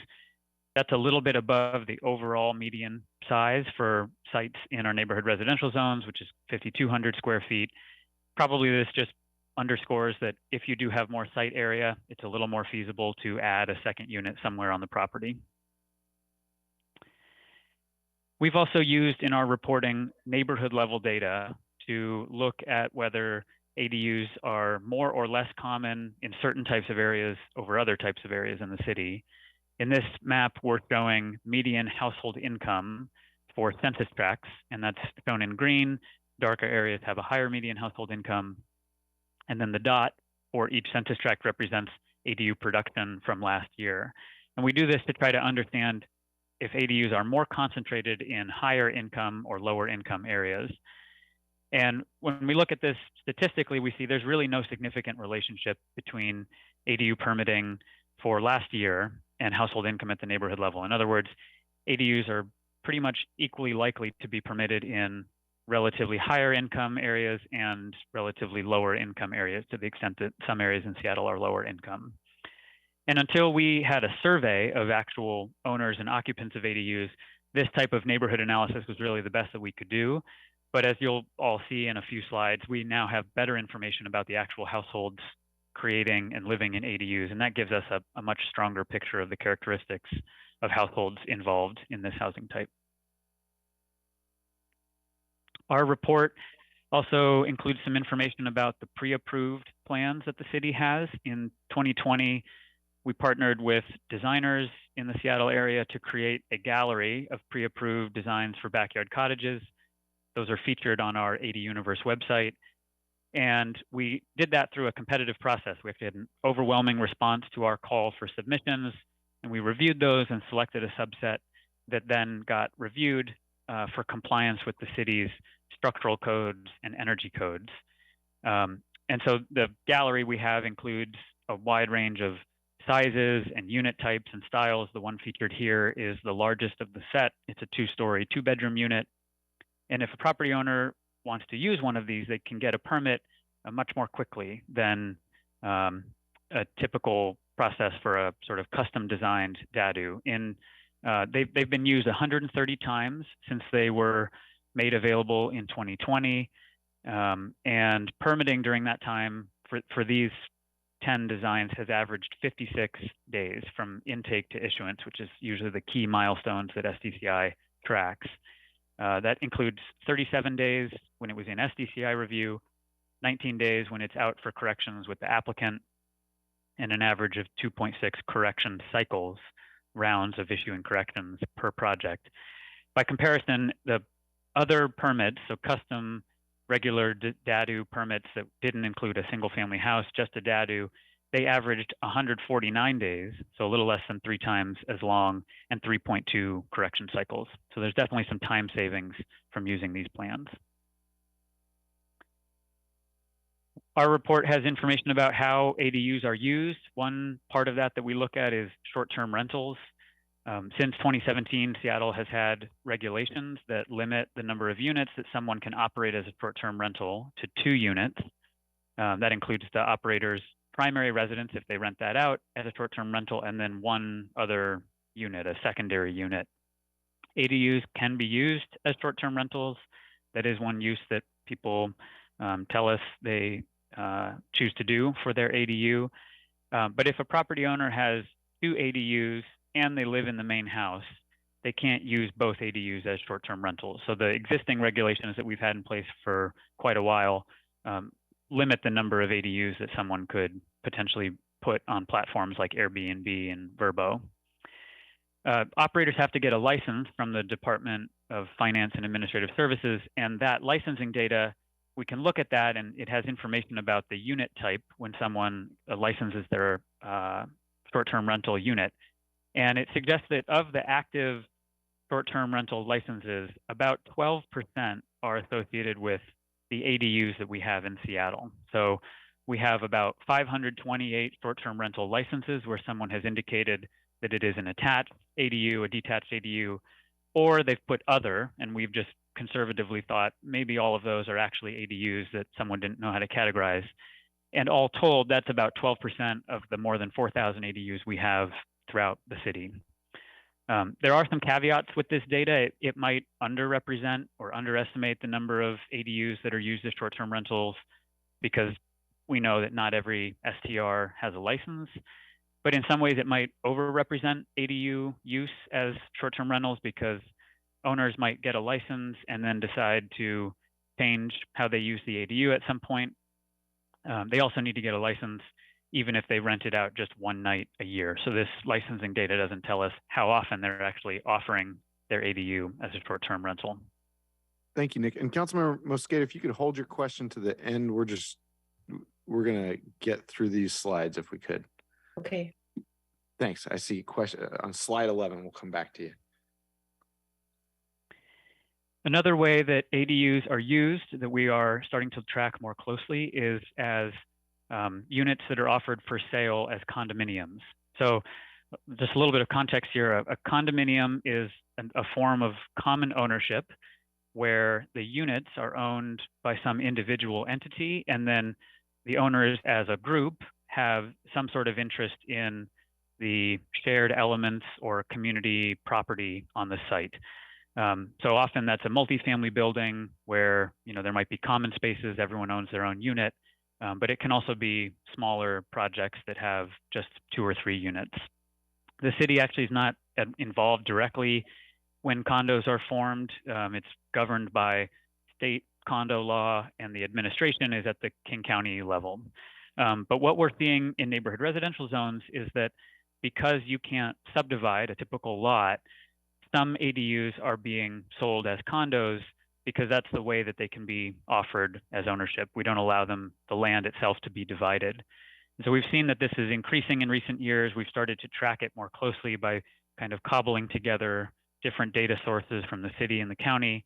And what we saw for 2021, which is the last year where we have really solid, complete data for 1 year, there's a bit of a lag. It looks like about 1/3 of ADUs permitted that year were located on parcels where there is a condominium. So roughly 1/3 of ADUs in recent years are being used, offered, sold in this way as ownership housing.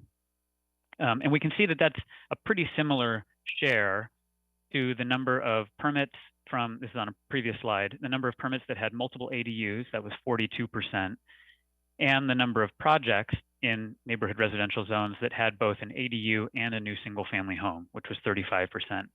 And what all of that together suggests to us is that that's kind of the development approach or scheme that's going on. It's probably developers who are creating a new house with 1 or 2 ADUs, in many cases 2 ADUs, and then they're offering those 3 units for sale as condominiums.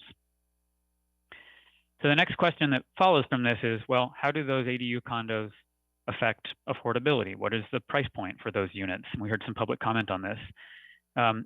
Because they're smaller and they don't involve acquiring additional land area, the ADUs that are sold as condos, they often are available at a lower price point for new construction than you'd otherwise find in our neighborhood residential zones where housing costs are very, very high.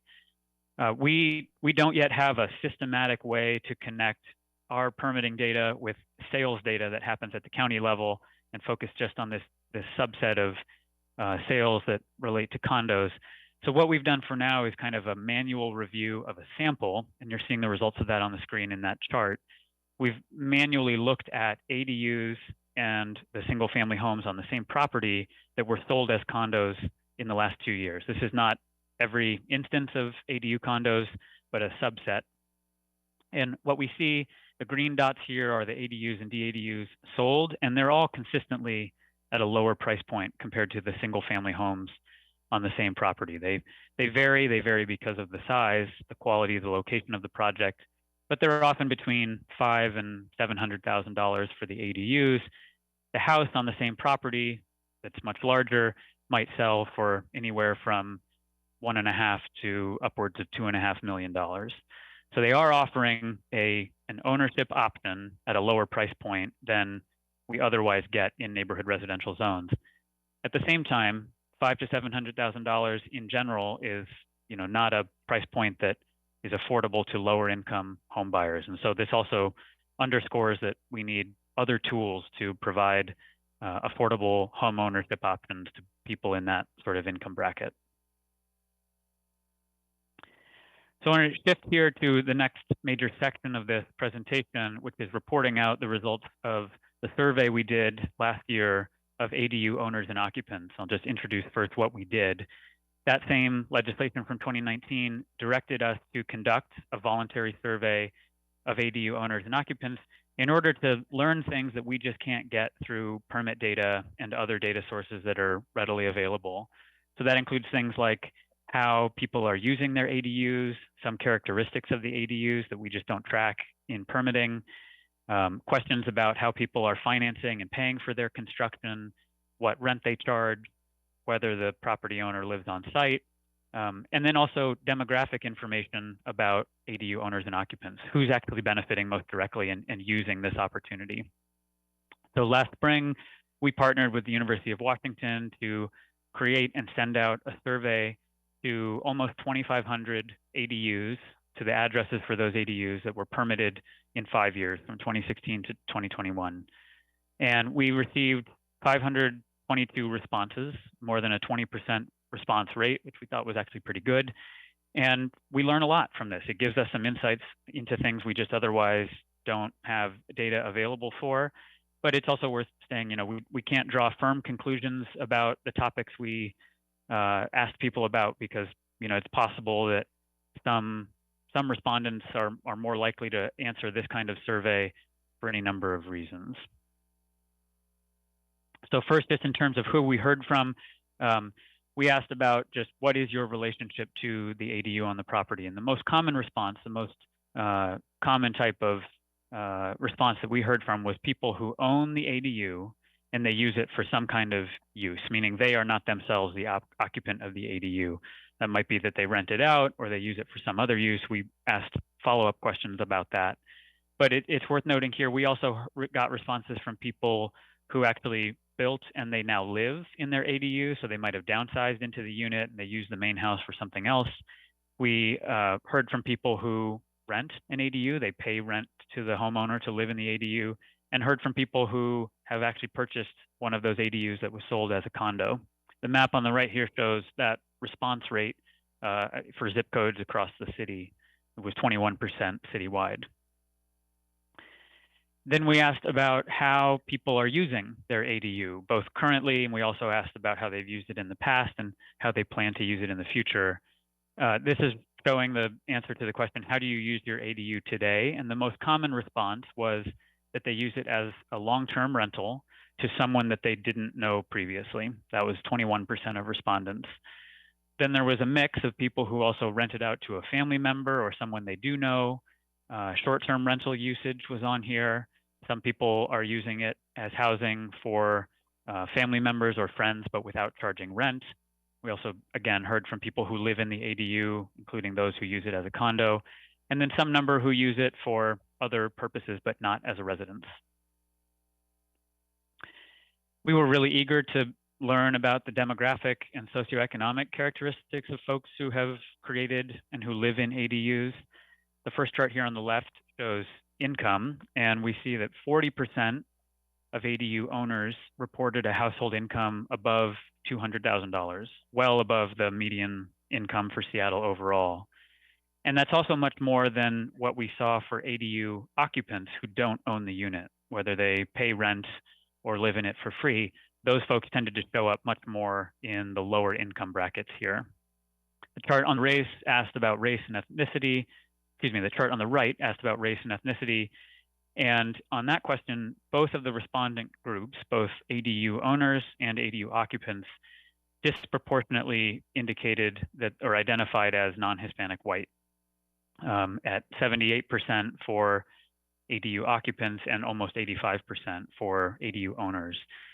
Both of those, just as a point of context, are much higher than the average for Seattle overall of non-Hispanic white residents, which is just shy of 60%, or even for Seattle homeowners in general, which is 70%. So above both of those benchmarks. So together, these two charts, these results suggest that most of the folks that are benefiting most directly from building an ADU are households that are on average wealthier and whiter. We also asked about household size, trying to understand what types of households are using these units. It's interesting that almost 2/3 of ADU occupants who own their unit, either as a condo or they own the property, are one-person households. So, that might be single folks who have downsized into the unit and then they're doing something else with the main house. But for ADU occupants who don't own the unit, so people who are renting it, for example, the most common response was two-person households. So a bit of a difference there between the two groups. And then something else that council was interested in having us track was how often ADUs are part of new construction versus conversion of an existing structure or an addition to an existing structure. So we can break that down by permit type first, just from city data. That's the chart on the left. And you can see more often ADUs and DADUs were done by new construction, but many, especially with DADUs, about half were done through addition or alteration.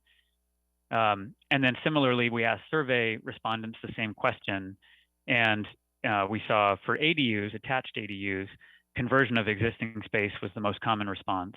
And for detached ADUs, new construction was the most common response. It's not on the screen, but just for context, we also asked about the median size of ADUs and DADUs. Both were right around 730 or 750 square feet. So that's less than the maximum size that we allow today, but some of these respondents permitted their unit before the 2019 legislation. And then we also asked about the number of bedrooms. And just over half of ADUs are one-bedroom units, but a third are two-bedroom or three-bedroom units. So it does suggest that there are ADUs out there that are working for larger household sizes, which is probably why we did see some folks reporting two and three-person households. So just a couple more key points from the survey. First, about the rent that people charge for ADUs. This is something we've been really interested to understand. We don't have good alternative data sources for this subset of the housing market to understand what the rent charged is. This chart shows the distribution by different price points. You see there's a wide range, but the overall median was $1,650 per month. As a point of context, that's quite a bit less than the current median as of February 2023 for one-bedroom apartments across Seattle, which is just under $2,200 a month. And that's for one-bedroom apartments, but we know that actually a third of ADUs are actually two-bedroom or three-bedroom units. So there is really some value there in lower rent ADUs, a good portion of those. In fact, 80% of the ADUs in our responses were reporting rent that was below the citywide median for one-bedroom units, that $2,200 figure. 80% were less than that. 17% were less than $1,000 a month, and 7%, which is a small percentage, but they were less than $750 a month. So there's quite a range here, including some options at a pretty low price point. So ADUs permitted during this 5-year period do appear to be offering some relatively lower cost rental options. We also asked respondents how they paid for the construction of their ADU. We know that construction costs and limited financing tools are real barriers to for a lot of people to build an ADU. This shows the distribution of costs that people reported. The median price for the median cost for attached ADUs was $100,000, and for DADUs it was $230,000. So those are big sums. We know that that's probably one of the biggest barriers people who might want to do this will face.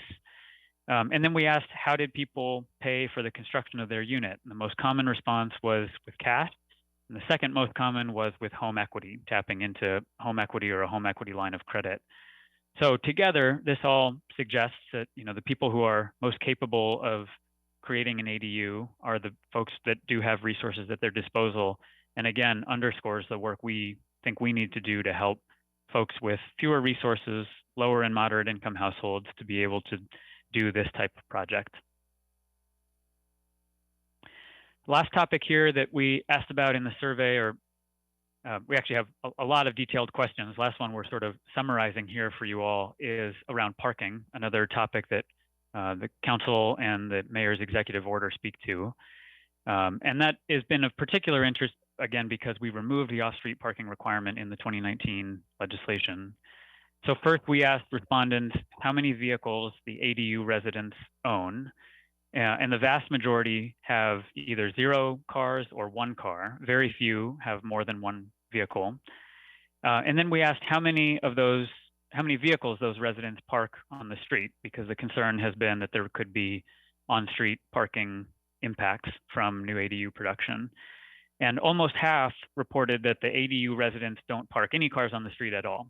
And 44% said they park just 1 car on the street. Very, very few said they park more than 1 vehicle on the street.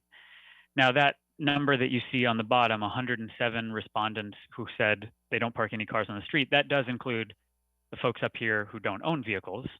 But even if we just look at the people who do own a vehicle, more than a third said they don't park any cars on the street. So it does suggest that, you know, ADUs certainly, but when there was a parking requirement, and even today, they do have access to an off-street parking space in some cases, or they may not own a vehicle at all. So just a couple slides here to conclude, and then I'll be eager to take your questions. First, looking ahead, we want to continue monitoring really all of the trends that I've spoken about today, but a couple things in particular are worth highlighting. First, we want to continue looking at the sales data for ADUs that are sold as condos. We see that as an important trend, and we want to understand a little bit better than in this initial sample, what is the price range? What's the relative affordability of ADUs when they are sold as condominium units? We also want to continue work that we've already started to drill down on actual plan sets, ADU plan documents, to try to identify certain things like the characteristics of the unit, its height, size, and other attributes that we just can't get from permit data. So again, learning more about how often off-street parking is provided, and then various things related to tree outcomes, which we know is of great interest and really requires pretty detailed methodical work looking at plan sets to identify that. So that work has begun. We want to continue, and we'd look forward to reporting that out in the future.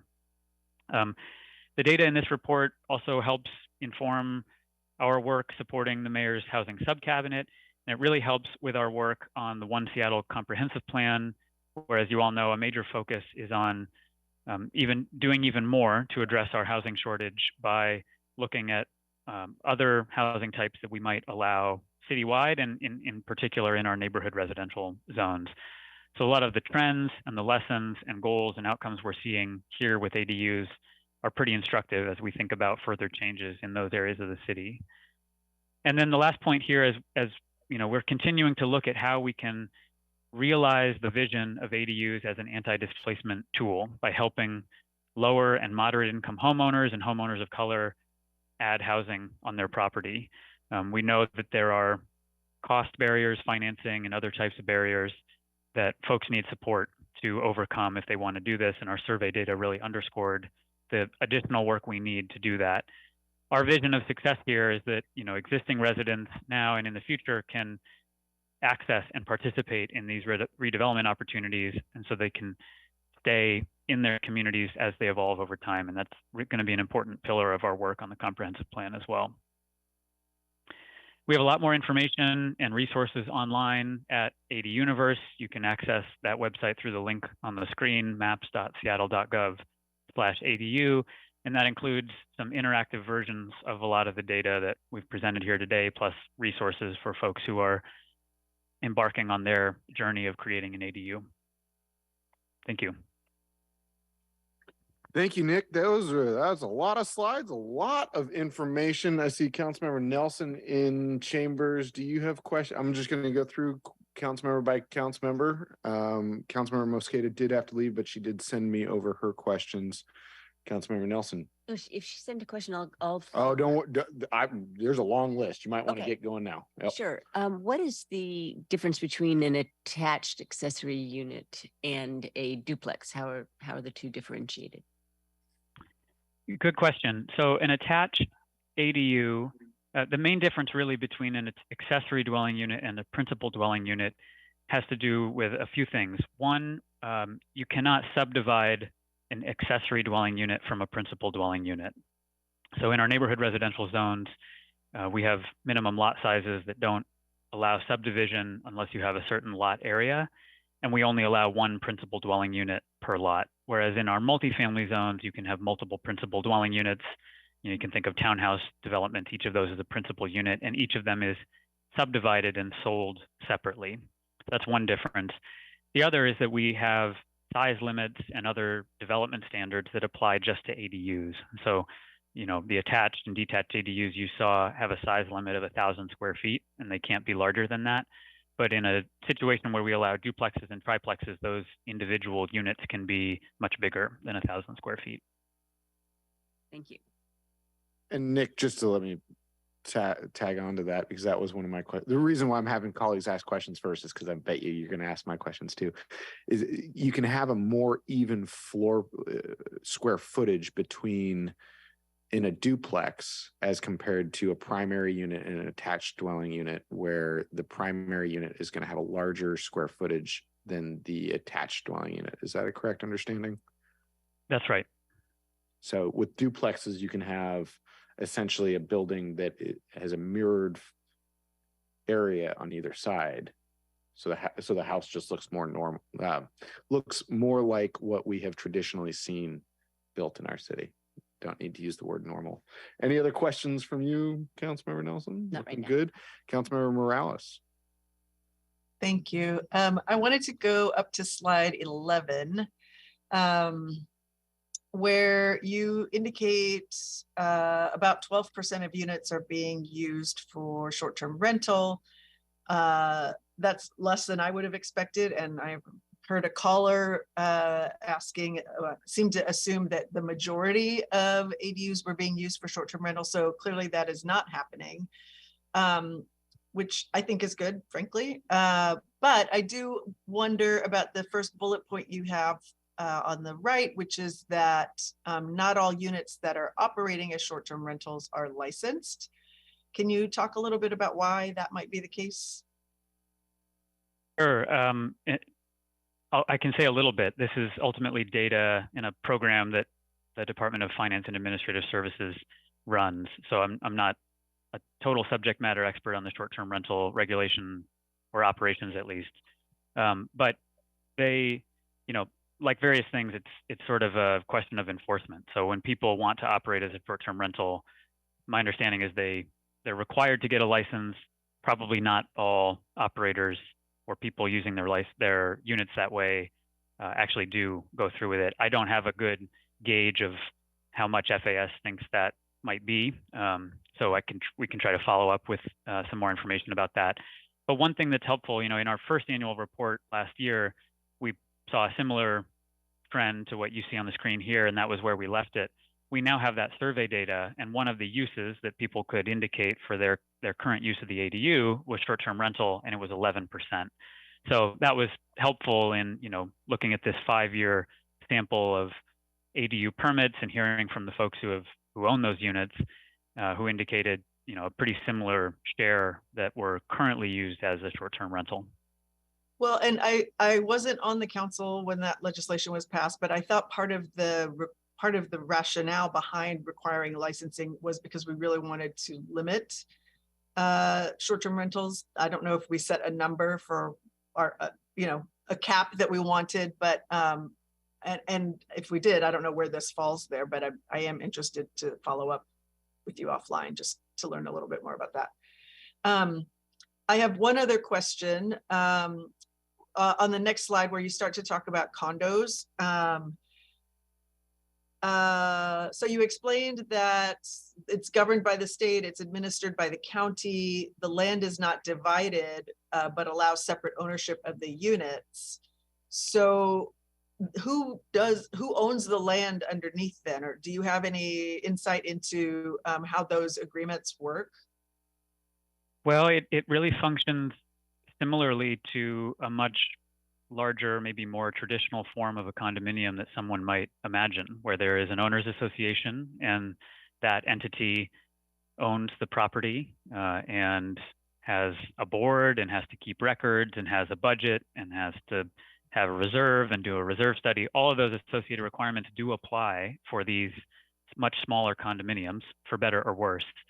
And so in these cases, there's an HOA that essentially has the ownership of the condominium parcel, and then the individual homes, the homes are owned by individual parties. Okay, that's what I assumed. It just seems like an awful lot of work for if we're talking about 2 units or 4 units. But there you go. Okay, well, I appreciate this report. I appreciate the presentation. I have not made it all the way through the report, but I'm working on it. And I think, you know, from my perspective, it's great news that we are increasing production. You know, I think it's important that we acknowledge this is not a solution to affordable home ownership necessarily, but it does make rents more affordable, somewhat more affordable, which is a good thing. And I think, you know, nobody is looking to ADUs to be the sole solution to our rental affordability problem, or even to our housing need problem, but it's certainly an important piece of it. And I think it's important that we're doing this. And as the legislature moves into making ADUs easier, fingers crossed, it's good to know that we've got a little bit of a head start in getting this option into every neighborhood in Seattle. So looking forward to continuing this work. Thank you. Thank you, Councilmember Morales. Councilmember Peterson. Thank you, Chair Strauss.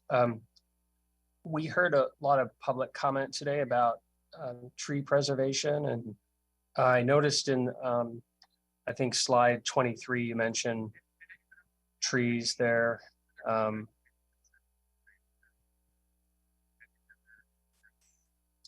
So continued monitoring and then retention planning, removal of trees. Is there a way to get the same number of units and preserve more trees with these? Are we able, does the law need to be tweaked to encourage developers to group the units closer together to perhaps preserve trees on the periphery of the lots?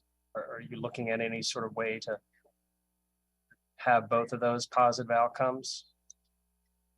Certainly, as you just framed, those are the two positive outcomes we do want to encourage with ADUs, and apart from ADUs, and certainly looking ahead to other potential housing types that we might allow in these areas. I think our approach would be to continue this analysis, and then the council's intent, I believe, was receive the information and just consider recommendations for changes that might increase tree protection.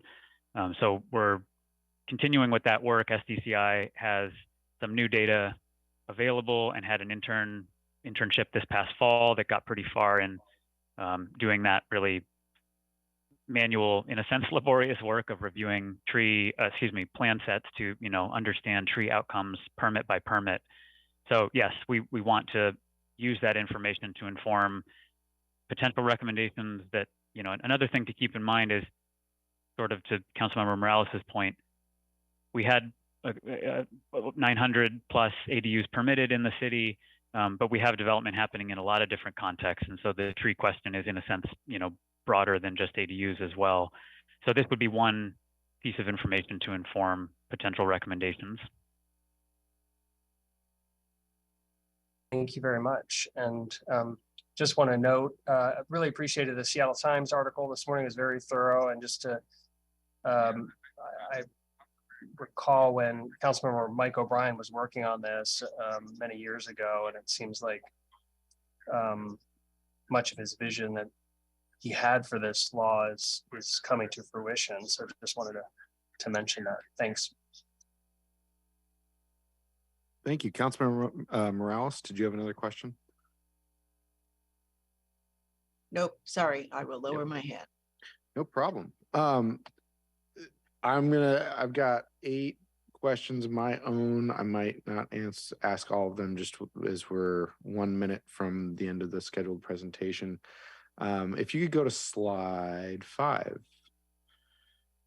And I will start with my question, which is just confirming my assumption here is that are ADUs prohibited in the gray areas on the map? Good question. So the gray areas there kind of lump together all of the zones that are not in our family of neighborhood residential zones. So that includes low-rise multifamily zones, for example, where ADUs are not permitted and where where ADUs are not prohibited, and we do occasionally see them as part of a new townhouse development, although that's somewhat uncommon. And then, as you can tell, it also includes all of our downtown zones where we really don't see ADUs at all. It includes our industrial areas where we don't allow housing at all. So we're focusing in this map and in much of our analysis on the neighborhood residential zones because that's where we see the vast majority of ADU production. Thank you. And Councilmember Mosqueda's question is, what zones do the pre-approved design and permitting apply to? Good. Thank you for that question. They are permitted in just our NR1, NR2, and NR3 zones. They weren't reviewed and pre-approved for our RSL zones or low-rise zones. Is there a policy reason that they're not set up for RSL? The requirements, so the way the concept works is that the gallery of designs have all been reviewed when you just think of it as a structure kind of removed from a site. So they meet building code or residential code, they meet the energy code. But once you put it on a site, other reviews have to happen at a site-specific level. And the development standards in RSL are just a little bit different. And I think SDCI felt like initially focusing on just NR zones made sense, but we have heard from some people who would like to use them in RSL zones. I think that'll be a question we take on later this year because we're approaching kind of the next chapter of the future of those plans. Thank you, Nick. The comments that Councilmember Mosqueda shared with me was from a constituent that she's been working with that owned a property in an RSL zone that wanted to build a DADU. It wasn't until 4 months into an expensive process that they were told that they could not build a DADU. Is there a mechanism to ensure that people who are in zones do not begin an expensive process before they learn that they're not able to build their DADU? Well, that certainly is an outcome we would want to avoid. I'm happy to connect with you or Councilmember Mosqueda to learn more about that particular instance. You know, and I think connect with SDCI to understand what happened, to learn from that. And if someone wanted to use a pre-approved plan in an RSL zone, they might have learned that they're not, as I mentioned, sort of reviewed and approved for that use. Our ADUs are still allowed in RSL zones, but that might have been, you know, disappointing for that applicant to learn that the timeline would be different. So happy to connect offline and try to understand how we could have that process work more smoothly in the future. Yeah, and I think that there might need to be a legislative correction there because an RSL zone is zoned for greater density than neighborhood residential. And if we are creating roadblocks to using the pre-approved plans there, then that's actually that is an unnecessary barrier, or maybe put another way, an unintended consequence of this legislation, because the pre-approved designs and permitting is a really important aspect of this, is because it makes it more accessible for everyday homeowners. One of my questions, so that was Councilmember Mosqueda's question. It will be important for the team to follow up with her on that. My question is regarding the correction cycles. I think slide 10, and then I'll jump back to slide 6. I guess let's go to slide 6 first. Let's just, oh, here we are. We're at, okay, 6. Yeah, let's do 6. It's my understanding that to build 2 units, so either 2 ADUs or an ADU and a DADU, that there, for a total of 3 units, there are additional requirements that need to be met. Can you describe these requirements? Yes, I think probably the requirement you're referring to is in the code. We have to do a second ADU, you have to do one of 2 things. That second ADU, it depends a little bit whether it's new construction or conversion of an existing space, but in general, that second ADU either has to meet a green building standard, or it has to be an affordable unit for a pretty long period of time, 50 years. So in basically all cases, when we see, like the 2 examples here, construction that includes a second ADU on the property, they are achieving that green building standard, usually I think a built green certification. And so that's the path that those projects are choosing. Thank you. And it's my understanding that the MFTE program has been reduced from a 50-year requirement to a 12-year requirement. And I know that that was state legislation. Is this 50-year affordable requirement on DADUs or ADUs, is that an issue that needs to be taken up with the state? Well, stop me if I get too in the weeds on this, but MFTE, the multifamily tax exemption, isn't something that we have in our neighborhood residential zones. I mean, sort of as the name implies. Sorry, I was just using that as an example of something that used to have a really high, long requirement, and now it's a much shorter requirement. Sure, Maybe, you know, there's a lot going on in Olympia right now. We can maybe follow up about what the changes are. MFTE has a 12-year timeline for a tax exemption. It can be renewed, and there have been some changes or forthcoming changes to how that works. What we had in the code that I mentioned, that option to either do a green building standard or an affordable unit, was a little bit constrained by some other state law that says that basically if you create an incentive program for affordable housing, 50 years is kind of the minimum term of affordability. So we put it into the code. We really expected that that isn't something that most people would sign on to. We would be open, if the law permitted it, to scaling that back to a different length of time that people might do as a way to encourage affordable ADUs. We would need some things to change to make that happen. Happy to connect offline to go into more depth about what that might be. yeah, clerk, let's follow up on that. Thank you. So slide 10, if you could, and colleagues, I'll try to wrap this up because I know everyone's got other meetings as well. Slide 10, if these are pre-approved plans, why is there an average of 2.6 correction cycles? Well, we can follow up with a more complete response than I can give that comes from SDCI and gets into the details of what's really going on there. But when the ADU is put onto a site, there is still additional review that happens. It has to meet zoning standards, which includes yards, lot coverage, rear yard coverage. And then there are things like drainage review. And as we all know, Seattle has a lot of topography, a lot of different environmental areas on properties, especially in our neighborhood residential zones. As we've talked about here, trees and tree canopy and other vegetation come into play. So there is still review that happens, and that's partly why it's challenging to get, to expedite this even further to be something that only takes a few days. And so the review, there is still back and forth that happens between the department and the applicant to make sure that the plan set is complete and compliant. I can follow up with connecting with SDCI to get more information about specifically what types of issues seem to be coming up in those correction cycles and how could we try to bring that number down. Yes, that would be helpful. Next, the rest of my questions don't necessarily have a slide attached to them, but one question that was brought to me by a resident was regarding converting existing buildings. So they've got a garage, they would like to convert it into a DADU. They don't have enough money to finance the entire project all up front. They have enough money to finance the exterior of the project, but not necessarily the interior. What are the policy choices that we should be considering to make these types of conversions more attainable for people who are financially restricted, but maybe, every 5 years they'll have a chunk of money to put into this? Any thoughts? Thanks for that question. That's a really good one. This may, first of all, we do allow conversion of existing structures to become an ADU, including garages. We even allow garages that might be non-conforming on the topic that Marcus presented. They might be too close to a lot line. We do allow those still to become living units, even though they might not meet our standards. But I think what you're raising is, well, what if you need to kind of phase your work over time, just given your budget?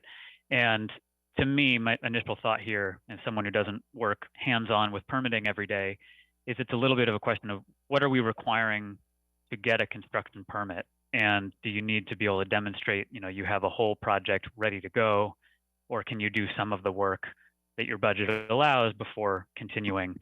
I probably don't know much more right offhand about what changes might be needed, but I think we could look into that and figure out, part of what's on the website that happens to be mentioned on this slide is this step-by-step guide.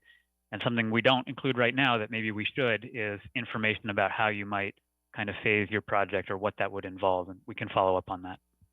Yeah, thank you, Nick. I will admit, my personal, what I personally like about this legislation that was passed before I was on council is it limited the McMansion size of buildings, and it also set up the opportunity to have your garage converted. It allows for you to be able to set up space for whether it's your children or your parents to be able to live on the same lot as you, especially as housing prices in our city have priced out some either children or parents, but when they work together, they're able to live on the same property in separate buildings. These are the things that I appreciate about it. Something that is concerning to me is that, builders are buying an existing home, building 3 units, and then moving forward. I don't necessarily, we can get into the nuances. I guess my concern here, though, are these builders paying into mandatory housing affordability or required to perform on site? No, mandatory housing affordability or MHA does not apply in our neighborhood residential zones for any type of development. That's true for the NR zones. It does apply in RSL. So that these zones, when we implemented zoning changes in 2019 in our multifamily and mixed use areas and in a small percentage of, at the time, called single family areas, MHA was implemented there, and it was not implemented in our neighborhood residential zones. That is helpful to know. Thank you. Colleagues, any other questions? I'm going to save my other questions for offline just because we're already over 10 minutes over time. I'll keep mine for offline as well. Oh, thanks. To do about financing. Thanks. Good. Nick, any closing comments? Lish, you've been standing at the ready this whole time, but we haven't had to call on you. Any thoughts you want to share before we conclude? No. Thank you, OPCD, for a great presentation. Thank you. Yes, thank you, OPCD, Nick, for your report today. Clearly, there are aspects of this program that are working well and other aspects that need to be improved. And we do look forward to your next presentation on this. Thank you very much. Thank you. With that, before we conclude this meeting, I am excited to announce that the tree protection ordinance has been transmitted to City Council today. This means that we can begin our work in earnest to add tree protections to our city. I will be working with my committee clerk today to finalize the schedule to pass this important legislation, which will occur over the next month. I know that when we are looking at the schedule, because so many committees have time allotted here in council chambers, there are not a lot of opportunities. So I know both we have the transportation chair and the neighborhoods. Looks like Councilmember Morales might have left. A neighborhoods chair here. I'll follow up with you.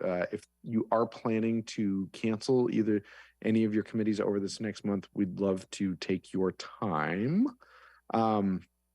And if you would like to connect with me offline to talk about the legislation, happy to chat. The next regularly scheduled Land Use Committee meeting will be on March 22nd, 2023 at 2 p.m. And with no further business, this concludes the Wednesday, March 8th, 2023 meeting of the Land Use Committee. We are adjourned. Thank you. Thank you. Recording stop.